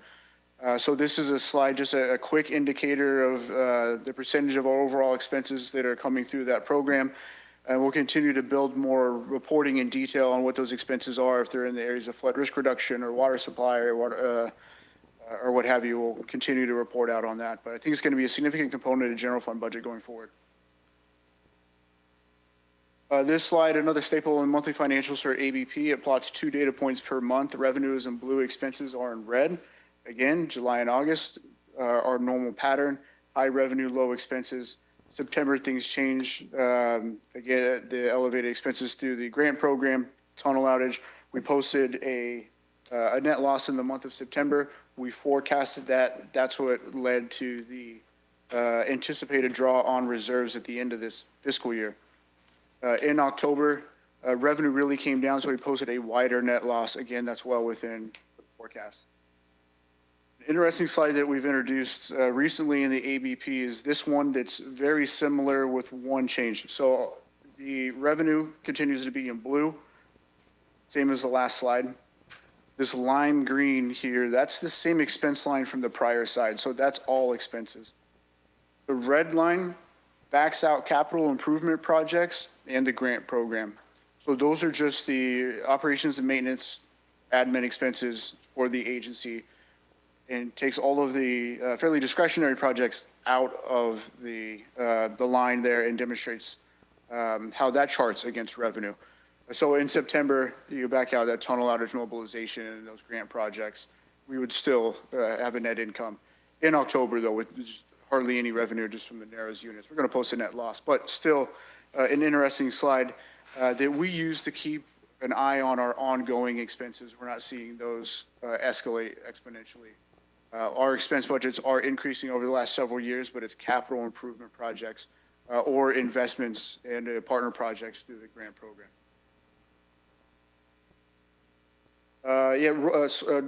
Chart here, another staple for the ABP, rolling net effect on reserves. So we started out strong again in July and August. We peaked at a 25.4 million net income that we would contribute to the reserves. Of course, we're down to the 1.6, 1.7 million. And at the end of this chart, we do anticipate drawing on reserves, the roughly 48 million. That's a conservative number. We typically come in under budget on expenses, so we expect that number to be less. But a reminder that we are forecasting to draw on those reserves. That is the October financials. I'll switch out of this slide deck and take any questions if there are any. Any questions? Through the chair. Good balancing act. So we review this pretty thoroughly at the budget committee, and Curtis always does a great job of telling us what to expect and what to see. And he's developed all those slides to kind of make it streamlined. So I think the process it seems pretty seamless now.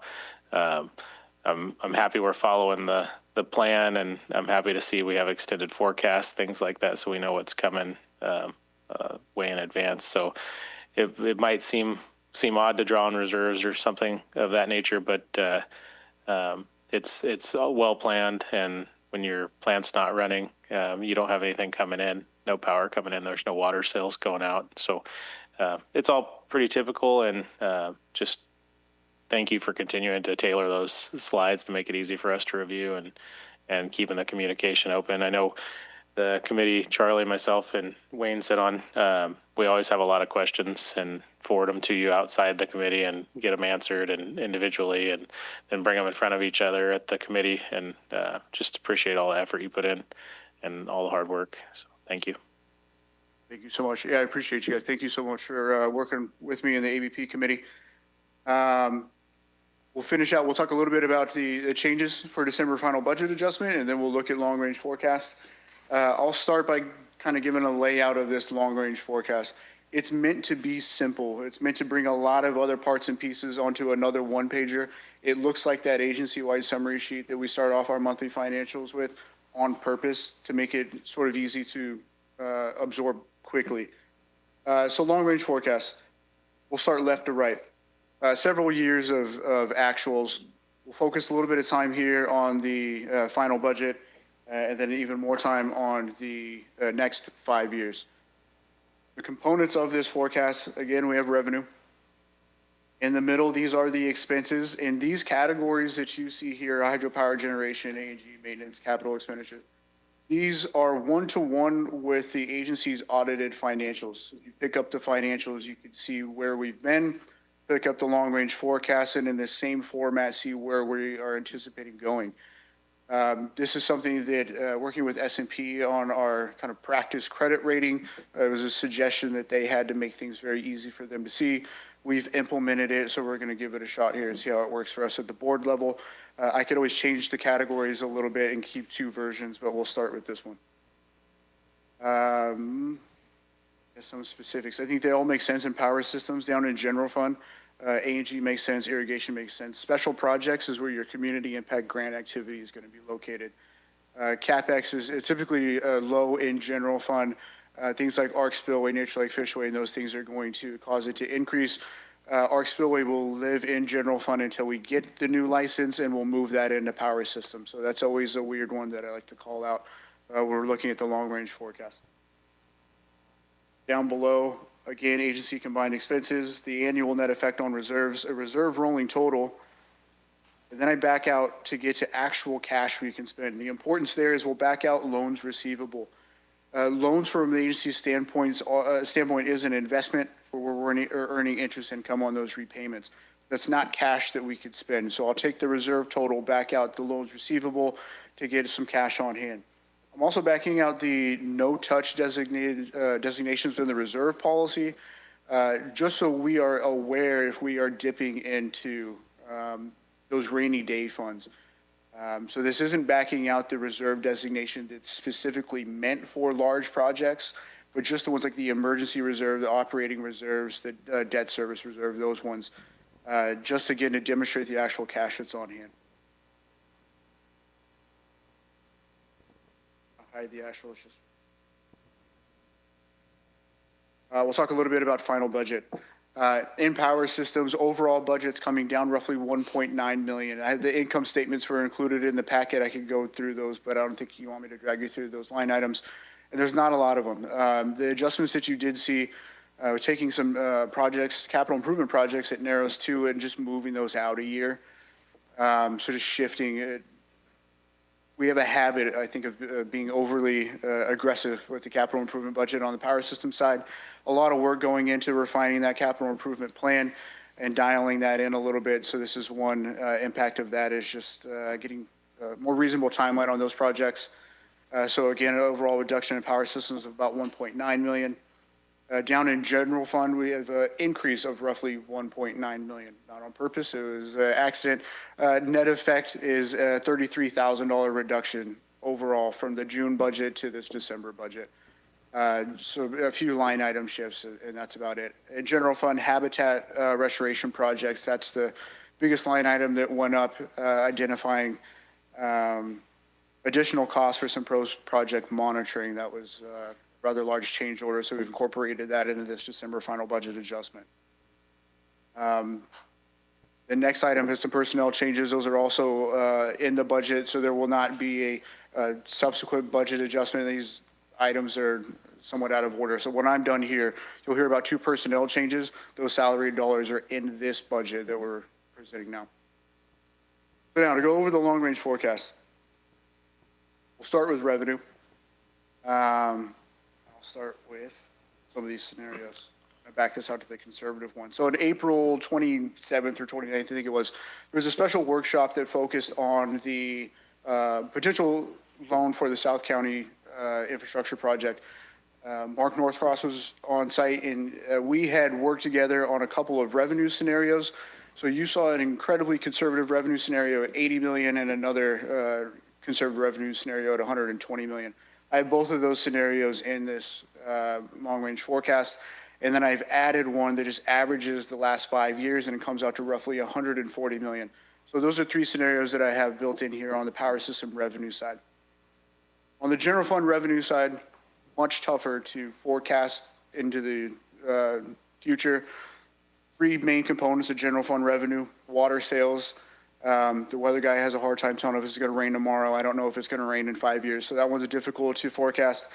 Incoming grant revenue, we continue to seek out each and every grant opportunity that can help offset our project costs. So of course we anticipate being successful on future grants, but the magnitude of those and the timing is too difficult to really forecast effectively. And interest income, that's another one that's fairly difficult to forecast.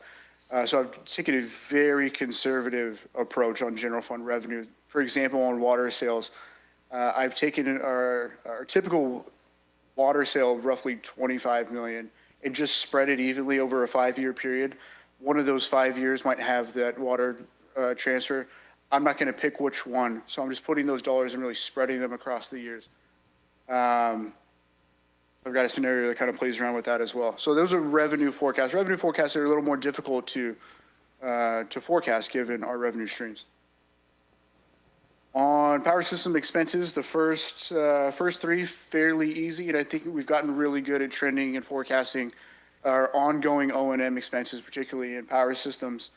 We've been using cost accounts to really get to a deeper level and manage the budget there. So this GL level, the budget's been fairly in control, easier to forecast. Capital expenditures, that's really the big line item that's going to change the budget year to year. As I mentioned, Power Systems is working on refining that plan even further to get quality numbers into that line item. since it is probably the most important one in both power systems and general fund. General fund, again, A&G and irrigation, those ones are easier. That's the ongoing O&M. We know how to trend those and forecast those outward. Special projects, your community impact grant program, we have to get through this backlog of projects. And then I do envision using this tool to supplement the approval process of future grant windows. Here's the long-range forecast before the grants. Here's the long-range forecast after the approval of the grants. This could be a tool that could help support that decision going forward. Capital expenditures, I talked a little bit about on general fund. Typically low IT infrastructure. The Marysville headquarters will be a blip. But the bulk of the capital expenditures are in power systems. Once we get beyond nature like Fishway and the ARC spillway moves up appropriately into power systems. So now we'll look at what these scenarios mean. So I'm going to start with the incredibly conservative $80 million a year in power systems. And we'll focus just down below on these impacts. So final budget, we're here. Net effect on reserves. We've talked about that draw on reserves.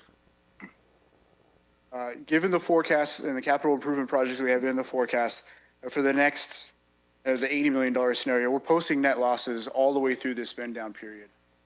Reserves rolling total will actually go negative. Again, this is the incredibly conservative forecast. So our cashes, of course, would be negative. This is a doomsday scenario. We're borrowing for this. We're likely postponing projects if we're in this scenario. So let's get to something a little more reasonable.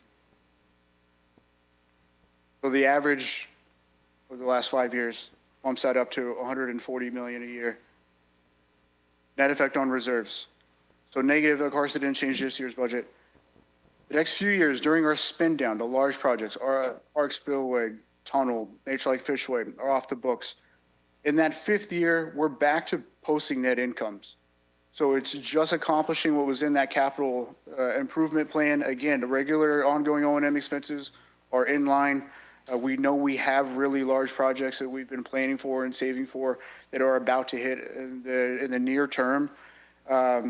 This long-range forecast in this scenario in particular demonstrates that the agency gets back to contributing to reserves after that spend down period. Reserves rolling total, of course, it dwindles. We'll look at actual available cash, though. We see a negative number here in the third year of the long-range forecast. Because we're posting a net loss, I think ARC spillway is probably the biggest activity in this year. Back out loans receivable. This is assuming a South County infrastructure loan. Back out the no-touch reserves. Our actual cash is negative 55. But our actual cash is hiding behind that thing. It's roughly 130 million. So we have actual cash, but at this point you would be dipping into those no-touch reserves. Those are the rainy day funds that we didn't want to touch when we revised that reserve policy 2 or 3 years ago. So this is meant to just demonstrate you're dipping into those reserve buckets. This would be a board action, of course, at that budget in the June of that year. But that's how we can use this forecast. Just an indication of how we would use this forecast going forward. Each of these years is actually positive cash. We just want to go in eyes wide open if we're going to dip into those actual no-touch reserves. We'll remind you when we did that revision to the reserve policy, we more than tripled the target for those no-touch reserves. In the original version of the reserve policy, it was closer to 55 million. Here it's at 183.3. We were more aggressive in the assumptions that we used to build the targets for the reserve policy. But again, this is just more eyes wide open, support for future decision making. And it's kind of the overall message that we're getting better at forecasting those larger projects that really impact the budget year to year while we continue to maintain good cost control on regular. So this time, that's all I've got, unless there's any questions. More of a statement than a question. When I first came on the board, it was after the 16 era when we started getting the revenues from power instead of PG&E. And I remember Director Vasquez saying that we should be cautious because if we have a big cash bucket up here, and Sacramento wants it. And we're also a special district formed by the legislature that we could always be subject to, it's never happened, but if we have too large a bucket of money and are making too much money. So in the last few years, our reserves have gotten up to in the area of 400 million. And I was taking Director Vasquez' thing to heart that is our audit committee, and we have to put an audit out each year that shows this cash, that we also put a reason for the cash. So we have worked diligently along with Curtis to try to come up with something that would tell people in Sacramento there's a reason we have to have such a large cash on hand. And I think we're now with this 10-year projection and the conservative, we're starting to get ourselves in a position where if an outsider looks in, it's not just looking in that we have something that's generating a lot of cash right now, but we have to have a reason for it generating the cash. And I think we're on the road to put it in.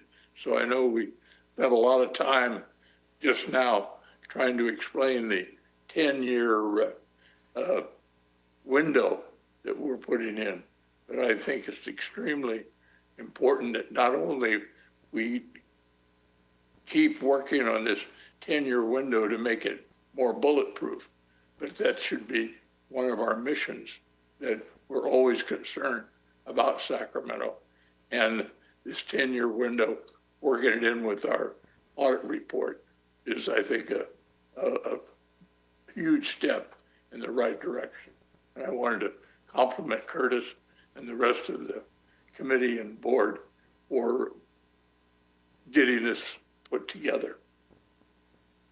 Thank you, Charlie. I'll add to that too, that it's also these projects that we're doing not only are a huge benefit to Yuba County, but also to Sacramento and everybody downstream. So it's just another thing that you could show in that event. Anyhow, any other comments or questions? I have a couple, John.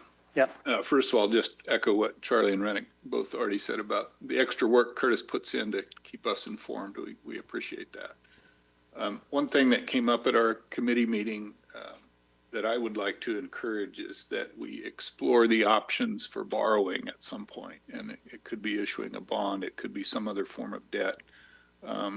But I think it could make sense for us to borrow money during those big projects for a relatively short term to smooth out those red numbers that show up in that long-term forecast. It could just make sense for us to keep some of our cash in the bank and even out those expenses over a few years. So we discussed that briefly, and I'm hoping Curtis will, at some point before we approve some of those really big budget projects, to see what the options are, and then we can decide whether it makes sense or not. Yeah, thank you for bringing that up. So in the first quarter of the new calendar year, I think we'll be talking a lot more about borrowing scenarios that we could explore. Mark Northcross, again, has brought up that this would be the right time to borrow coming off solid revenue. We now have a long-range forecast that demonstrates that our cash issue are specific capital improvement projects. It's not an ongoing operational issue. And the interest rates, the way they are with a very flat yield curve, you're getting funny things happening in the bond market where AAA rated is selling for nearly the same as unrated. So we've had some trouble with S&P explaining our business model, why it's good to operate in the day-ahead market as we do. They're very risk-averse by nature, so the credit rating was going to be kind of a challenge there. But now if we're not really going to get that value of achieving a really high credit rating, because in the bond market, you're not going to get cheaper debt, then I think now would be the time to start exploring those scenarios. So yes, within the next couple of months, we'll be talking quite a bit about that at the ABP committee, and perhaps something here at the full board after we get our ducks in a row within the ABP. Thank you. Any other questions? Is there any public comment on this item? None? Is there a motion? So motion's been made and seconded. All in favor? Aye. Any opposed? None. Great. Item. Great job. Yeah, thank you, Curtis. Appreciate it. Item 11, consider recommending approval of the following. 1 additional environmental scientist allocation. Number 2, the reclassification of procurement specialist to procurement analyst. And 3, adopting resolution number 2025-40 governing unrepresented staff salaries and benefits. Teresa.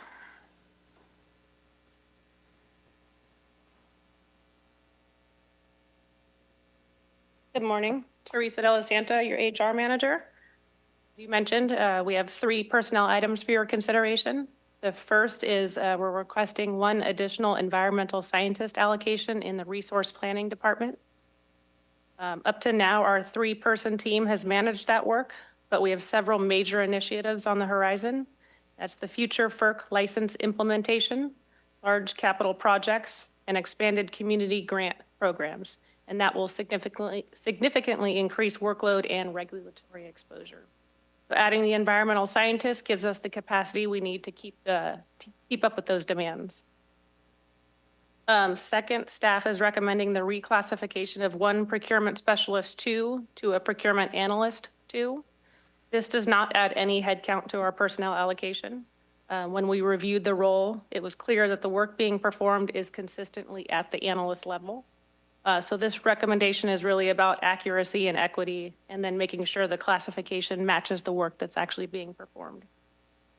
And then third, we're presenting a resolution which governs unrepresented staff salaries and benefits, and that would be effective for November 23rd of 2025.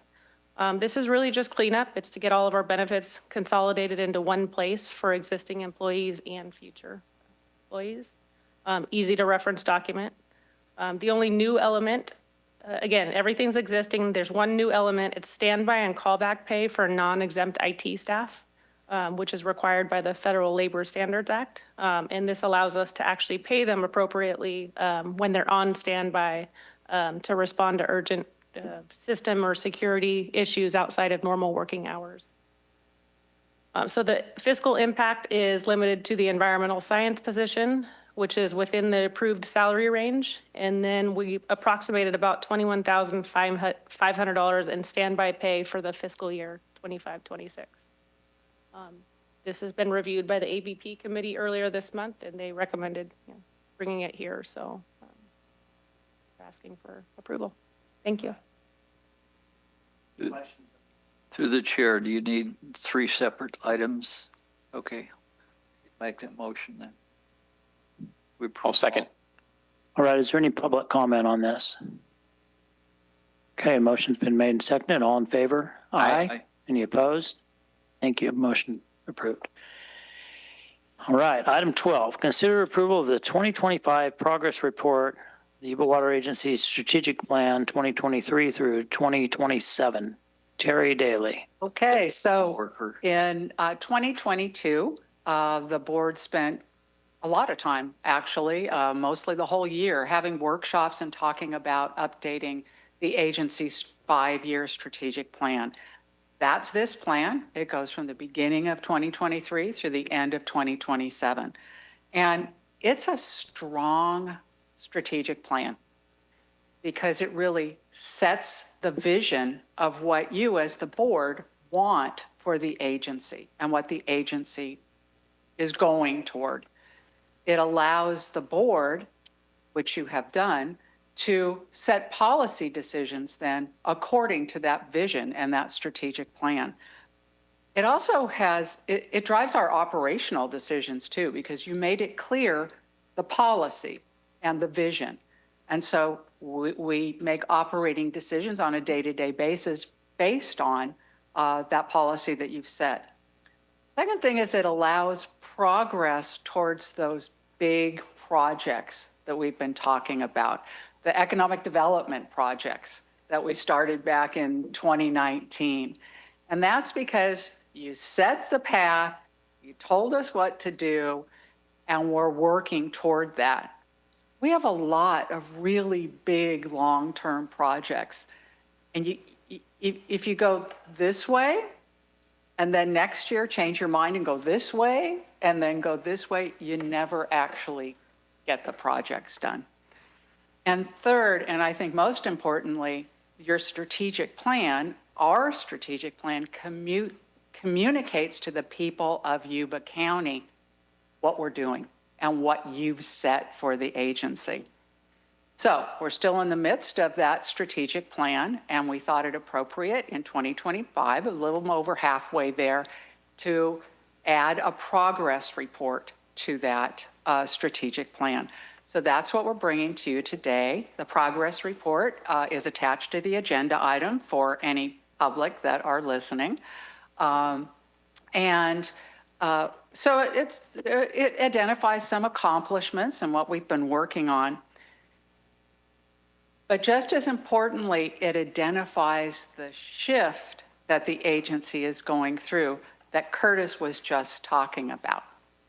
That ever since we came out from under PG&E, we've been building up reserves. We've been saving our pennies and planning. And we've been planning for those really big projects. And now we're about to shift into construction and delivery of a lot of those projects. And so as Curtis was pointing out in his long-term forecast, the revenues are going to start coming down because this is what we've been saving our pennies for. And so the progress report to the strategic plan just really identifies clearly what those projects are, which include continuing and hopefully getting our FERC license, the water quality certification, the Healthy Rivers and Landscapes project. They used to be called the voluntary agreements, the Yuba Accord, the ARC Spillway, the Nature Like Fishway, the tunnel outage, which we're in the midst of right now, a new Marysville headquarters, and the South County wastewater and water infrastructure. It's really great to know that we're on the path to delivering these things and we're now starting construction. But it does mean it's a whole different kind of frame of mind for all of us, that we're not going to be so worried about Sacramento looking at us and amassing a lot of money in our reserves. We've amassed that money because we're delivering these projects now. So we're bringing today, you of course went over the progress report at the workshop that we had last month. So we're bringing it to you today for public comment, if there is any, and approval. Happy to take any questions. Are there any questions? Okay. Thank you. Right. Or any public comment? So it doesn't list on my thing an approval. Are we approving this? So moved. Okay. Okay. Okay. Motion's been made and seconded. All in favor? Aye. Any opposed? None. Thank you. Manager's report. All right, so busy meeting today. I'll just give you the report on the status of the agency. I'll start with Bullards. Bullards is currently 1,862 feet in elevation. That's 581,000 board feet. Basically, since the start of the tunnel outage in October, we've been basically kind of neutral. We've drawn the reservoir down a little bit, meet our minimum in-stream flows, and ag deliveries. And then we got a little storms in late October, early November. And then we had this record-breaking weeks of fog with no precipitation. But now on the horizon, we do see the storm door opening. It was raining this morning when I left my house, and it's supposed to rain a little bit the next few days, and then a more significant set of storms next week. So December appears to end up, we're halfway through the month now, but it appears to potentially end up looking pretty good for our water supply. So I bring that up now because Bullards is sitting at kind of neutral for the last 6 weeks, 8 weeks, but it will potentially significantly go up in storage over the next several weeks. So that's all good news. As far as the power systems facility, the new building up there, it's kind of my typical report. You know, we're buttoning things up with Hilbers. Things are, I would call it like 95% functional. I did get to see yesterday when I was up there for almost a half day. I think we reported this to you in the past, but we procured an old Pelton wheel, and that was installed yesterday. And I happened to walk out the door to head down here when they were like welding it in place. So I missed them actually setting it with the crane. But when you go up there now and you drive into the parking lot or drive into the entryway of the building, you'll see on the left a pretty good size Pelton wheel that we procured. I want to thank Kian and team for getting that. It's just a sign of what we do, and it's great. It's a little bit of a trophy. And we also have a Francis wheel or turbine to the right side of the building now, and the agency does own both Pelton and Francis wheels. So now we have a representative wheel for each type of turbine at our facility, so we can kind of show off what we have in real life. So that was actually that was pretty cool to see yesterday. Where does Pelton wheel come from? Kian, are you still here?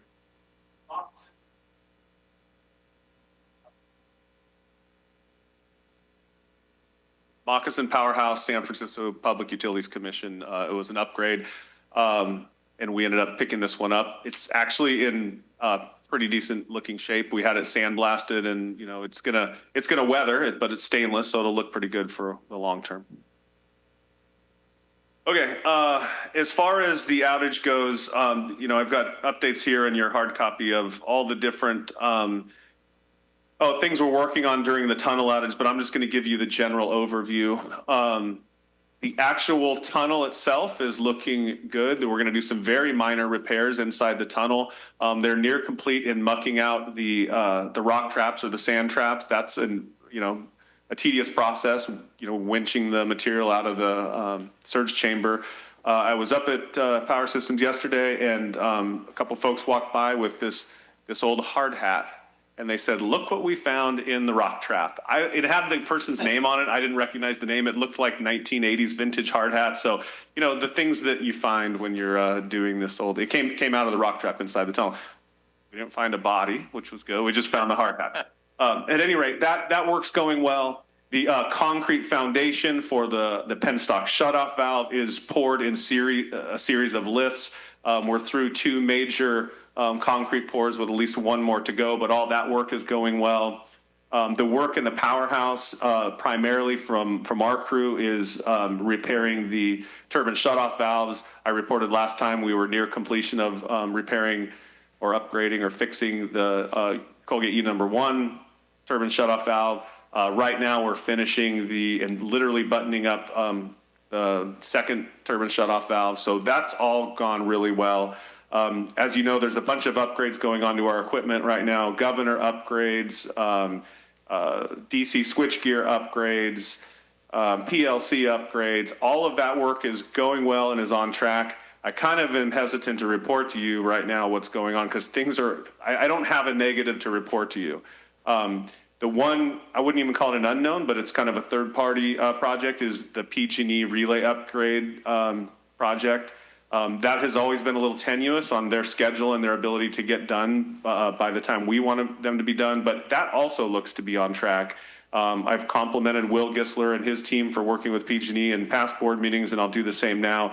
It seems like that's going really well. And also Carl and Kian for working with PG&E leadership to make sure that PG&E understands how important that work is to us. So anyway, bottom line is all the reports I'm hearing and what I'm actually witnessing up there is with the tunnel outage, things are going well. Kian, is there anything I should? Oh, okay. Kian's giving us a thumbs up there. So as far as operations goes, with the Colgate unit shut down, we have the 2 Narrows units online, and we're kind of at our minimum flow now, somewhere around 750 to 800 in the river. I mentioned we do have this series of storms coming in the next couple weeks. That's good news. You'll see the forecast, the 6 to 10 day outlook, which looks wet. On Friday, and this was all expected and previously reporting to you, but related to the Bay Delta Plan update or the Healthy Rivers Landscapes or VAs, whichever term you prefer to refer it by. On Friday, the State Water Resources Control Board issued their latest draft of the Bay Delta Plan update. And for our interest, it's the Healthy Rivers and Landscapes program. I've got the team reviewing it right now. There will be public workshops at the State Board in Sacramento in the end of January, which Adam and I and maybe others will participate in. And then there are written comments due on February 2nd. Of course, this is something we've been working on diligently the last many years.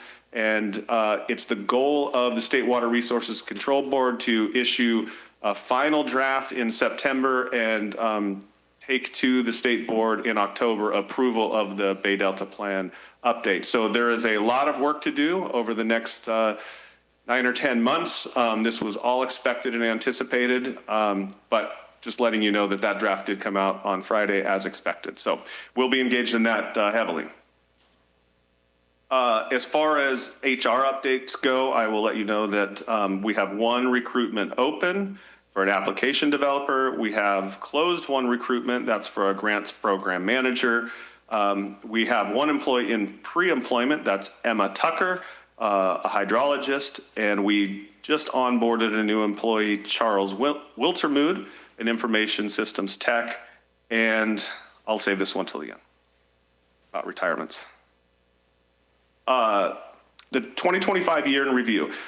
We had 13 recruitments open. We've hired 11 full-time employees. We had 5 interns over the summer, and we have hired 4 temps. We promoted 5 people, and there have been 2 separations or retirements. On to communications. CBS 13 and UBANet both covered our extension of the mussel screening program. The Fly Fisherman News Digest included a glowing story about the return of the salmon reintroduction program in the North Yuba, which mentioned our involvement. Charles Junk represented the agency on November 20th to talk about groundwater management in the Yuba subbasins at a meeting for the UC extension. On November 21st, Caitlin Chow, you still here, Caitlin? Caitlin Chow spoke about FURO at the Mountain County's Water Resources Forum, or Mountain County Water Forum, sorry.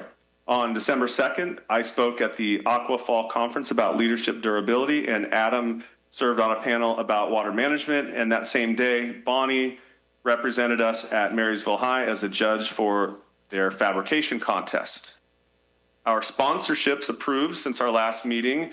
In addition to the 2 you approved today, we sponsored the California Central Valley Flood Control 2025 Flood Forum, that's happening today, the Marysville High School Fabrication Contest, and the Yuba Watershed Protection and Fire Safe Council tow chain covers for $2,500.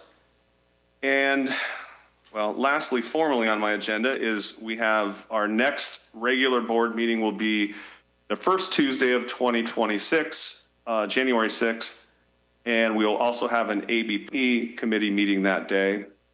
I will close with the one HR item that I skipped over, which has been well celebrated today, but that is the retirement of Terry.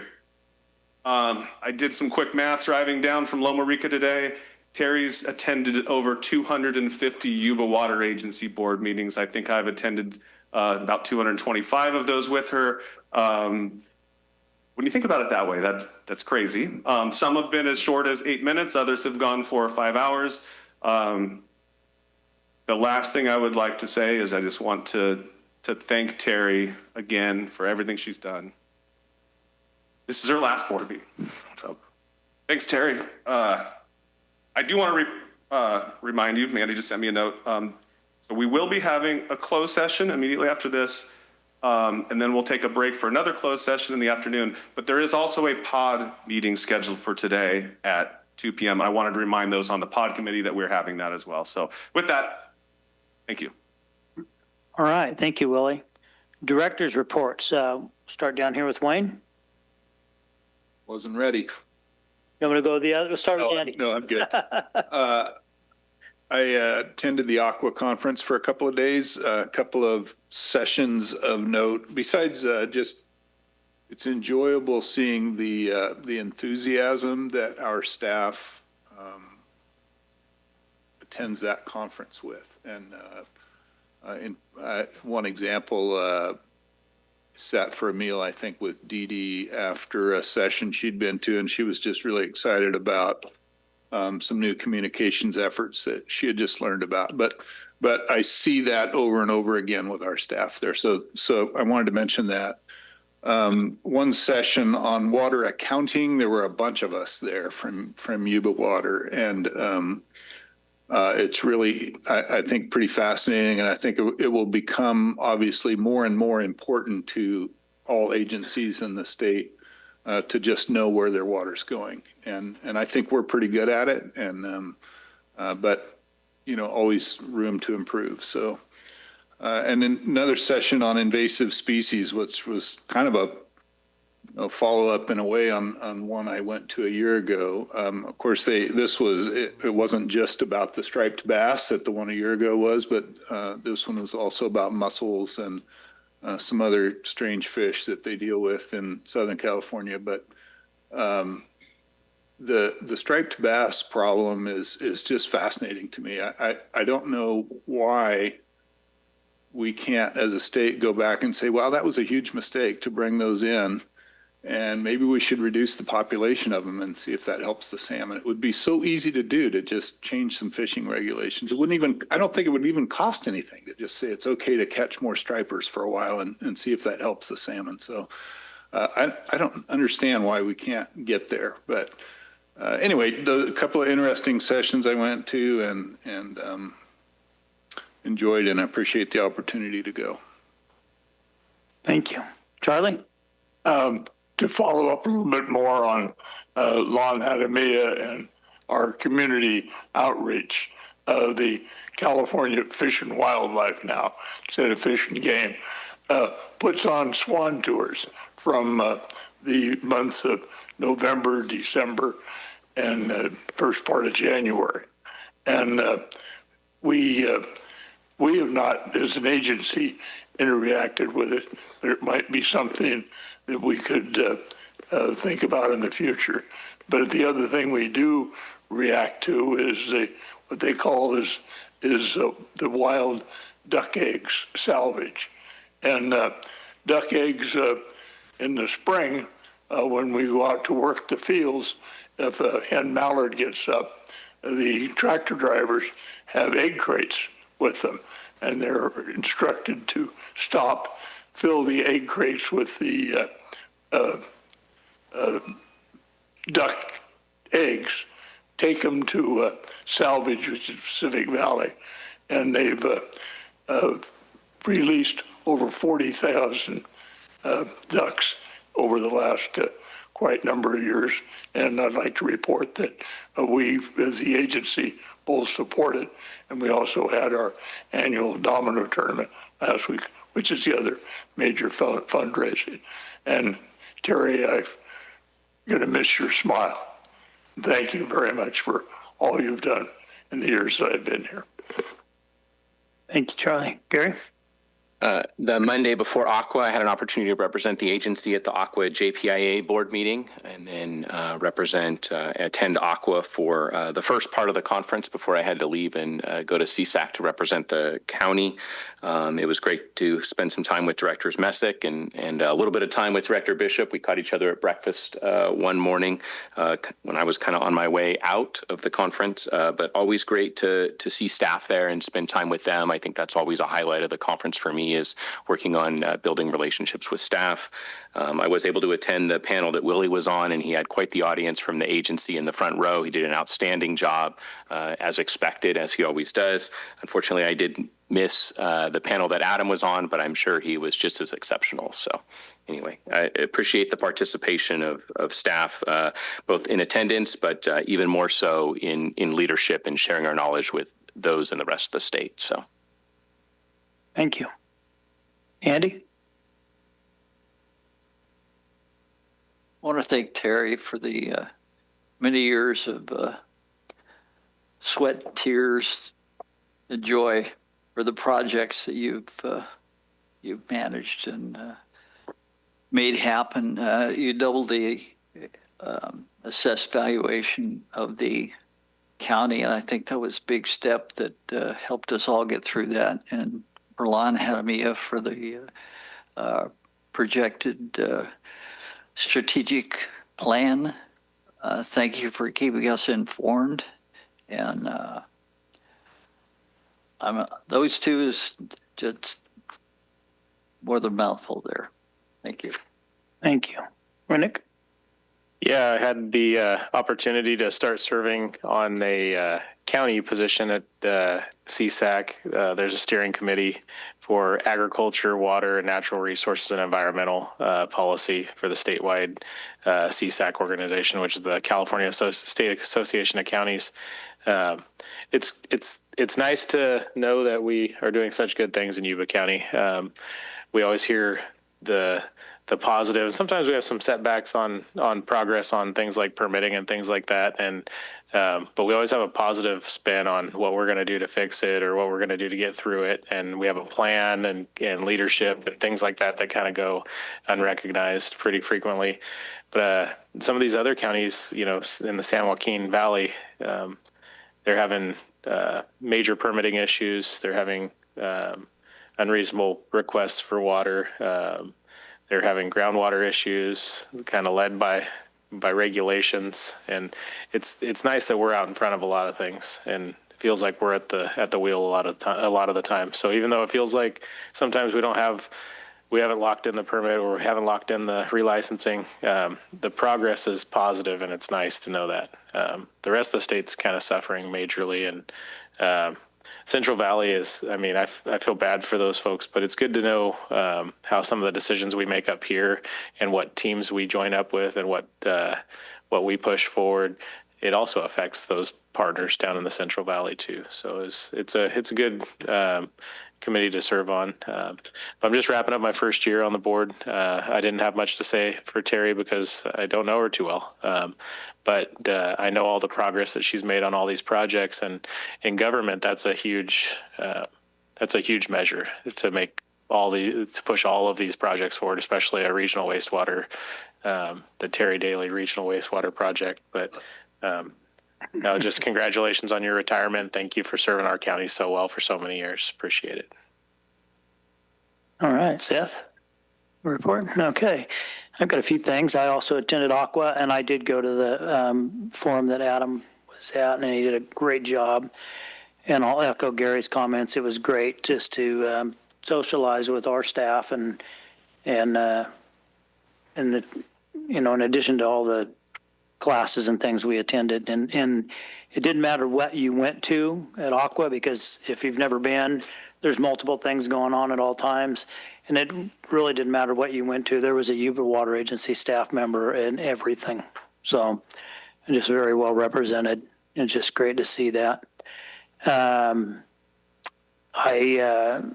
would like to thank Vanjie for throwing together a Yuba Water Agency team for the running of the Elves 5K, 10K, actually texting her that from Aqua, and she got it together. Kelly McNally, she's still here. Kelly went with us. Unfortunately, Fallon got sick at the last minute, had to back out, so Vanjie made her husband Kip come and be our team. So on our team, so we had 5 members of the team, and so my challenge is this. The next one coming up local is the Buckeye 5K, 10K. Then there'll be the Peach Festival 5K, 10K. And I understand they're going to have a Mountain Fair 5K. Nobody wants to go 10K in the mountains. It's too steep. But I'd like to just put out there to the agency ahead of time to get a team. Well, we could win an award for having the largest team. You don't have to run, you can walk. Some people just walk it. Got a discount, it's only $20 per person, typically if we have a team. So that's why I wanted to have a team. But it was great, and we represented the water agency and was very appreciative. And let's see, my other note here. So I've been requested to look into helping the Alcoof Center get a marquee sign out in front of the Alcoof, one that's digital and upgraded to provide community events, and it's an evacuation site, and really just spruce the whole Alcoof thing up, because I'm getting a lot of requests from the community to use our new facility, and I think, in my opinion, we'd be better off to spruce the Alcoof and have the community use the Alcoof, because they wanted more. Most of the things are after hours, and I think it would really help the water agency if we can really help the Alcoof. I think it'll help us for our new Power Systems community facility. So I'll be bringing that back at a later time. I've got some meetings coming up. And lastly, think snow. I got my snowboard pass and haven't been able to go hit the slopes yet. So we need snow to keep our reservoir full. So that's it. We're going to take a 10-minute recess and John, then go into closed session. I forgot one thing. Yeah, go ahead, Andy. We had a ceremony for Terry leaving. Who's filling? So Terry, what was your title when you got hired? Admin Services Manager? So she was Admin Services Manager for a few years, and then we made her Assistant General Manager, I think in 2021. That's the role she currently serves, but following her retirement, we will replace that position, not Terry personally, but we will replace that position with an Admin Services Director or Director of Administration. We've solicited that. That's been, job posting's been out on the street. It's closed, and we've done the first round of interviews on that position. But that's really the admin side of Terry's job. That's what that person will do. The extra work Terry does, let's just say those shoes are going to be difficult to fill, and we will fill those shoes with a variety of director level and other staff. Myself, Ryan, John, Creighton, others will pick up the pieces of her extra work, like the wastewater stuff, like the Y-arc, like the extra things she does. So it's not going to be a one-to-one replacement. It can't be. It's impossible. But we'll do our best to keep the continuity. Thank you. And I just wanted to add too, Jerry. I forgot I had a note on here. I didn't see it. I just wanted to thank you too. I've only been here for 3 years, but it's just been a great pleasure getting to know you and seeing your professionalism, and you've really helped me.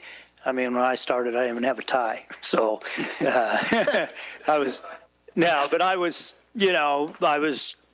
when I ran for office, I was criticized, hey, you need to dress better. So you just seeing your professionalism, and really it's got to be more than a full-time job, just keeping Willie in line. So I just want to thank you, really, and we're really going to miss you.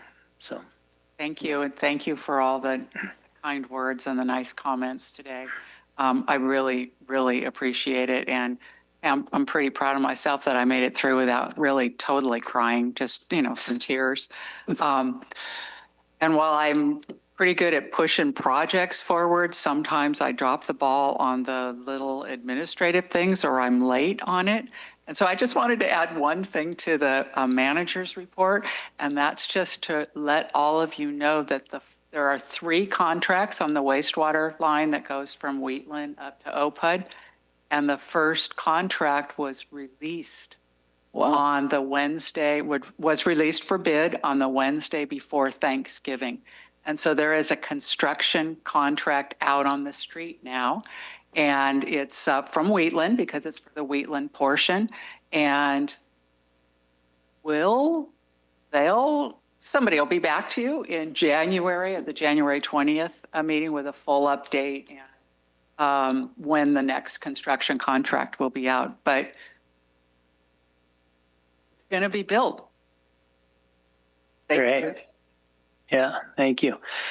Okay, we will take a recess until 11:30, and then we'll be in closed session for an item. Recording stopped.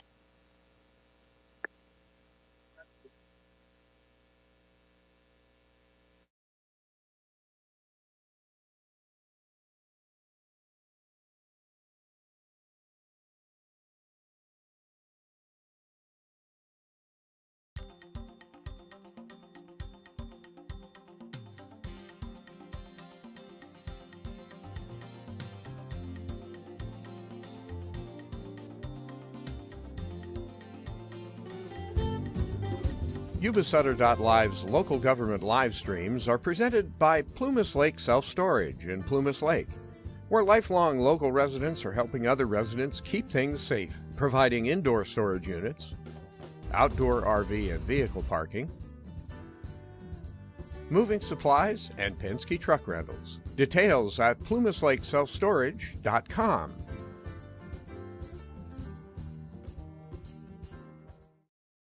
Hi, I'm Neil Goforth of Comfort Keepers of Yuba, Sutter, and Nevada counties. Caring for elders or even yourself has challenges. Comfort Keepers of Yuba, Sutter, and Nevada counties can help you address today's issues and plan for tomorrow with in-home and specialized care for you or your family members. Call us at 530-749-8800. Comfort Keepers of Yuba, Sutter, and Nevada counties. In Yuba County, there's a legendary diner. Oh, it looks delicious. Oh my gosh, thank you so much. Where the parking lot tells a story. A story as simple as biscuits and gravy. The food is good. The prices are wonderful. My dad has so many friends here that come here, and it's my dad and mom have known Mary Jane and her dad before Duke. Duke's Diner on 7th Avenue, home of legendary chili, holiday pies, and generations of local residents preparing tasty, hearty food for generations of local people. Join Mary Jane and her genial associates as they serve meals you'll come back for. Duke's Diner on 7th Avenue, Olivehurst. This week on Yuba-Sutter.Live, lots of live streams, beginning with Tuesday Government Watch, presented by Plumas Lake Self-Storage at plumaslakeselfstorage.com. At 3 p.m., the Sutter County Supervisors regular meeting, and at 7 p.m., the Yuba City Unified School Trustees regular meeting. On Thursday, it's the Olivehurst Public Utilities District regular monthly meeting. Then, on Saturday, December 20th, it's the Sutter Parade of Lights, as Christmas in Yuba-Sutter continues, presented by Comfort Keepers of Yuba-Sutter and Nevada counties. Sunday, December 21st, the 6 p.m. Sutter Parade of Lights replay here on Yuba-Sutter.Live. Tuesday and Thursday, Government Watch. And then Christmas in Yuba-Sutter. That's happening this week, right here on Yuba-Sutter.Live. Yuba-Sutter.Live. It's the truth that comes through.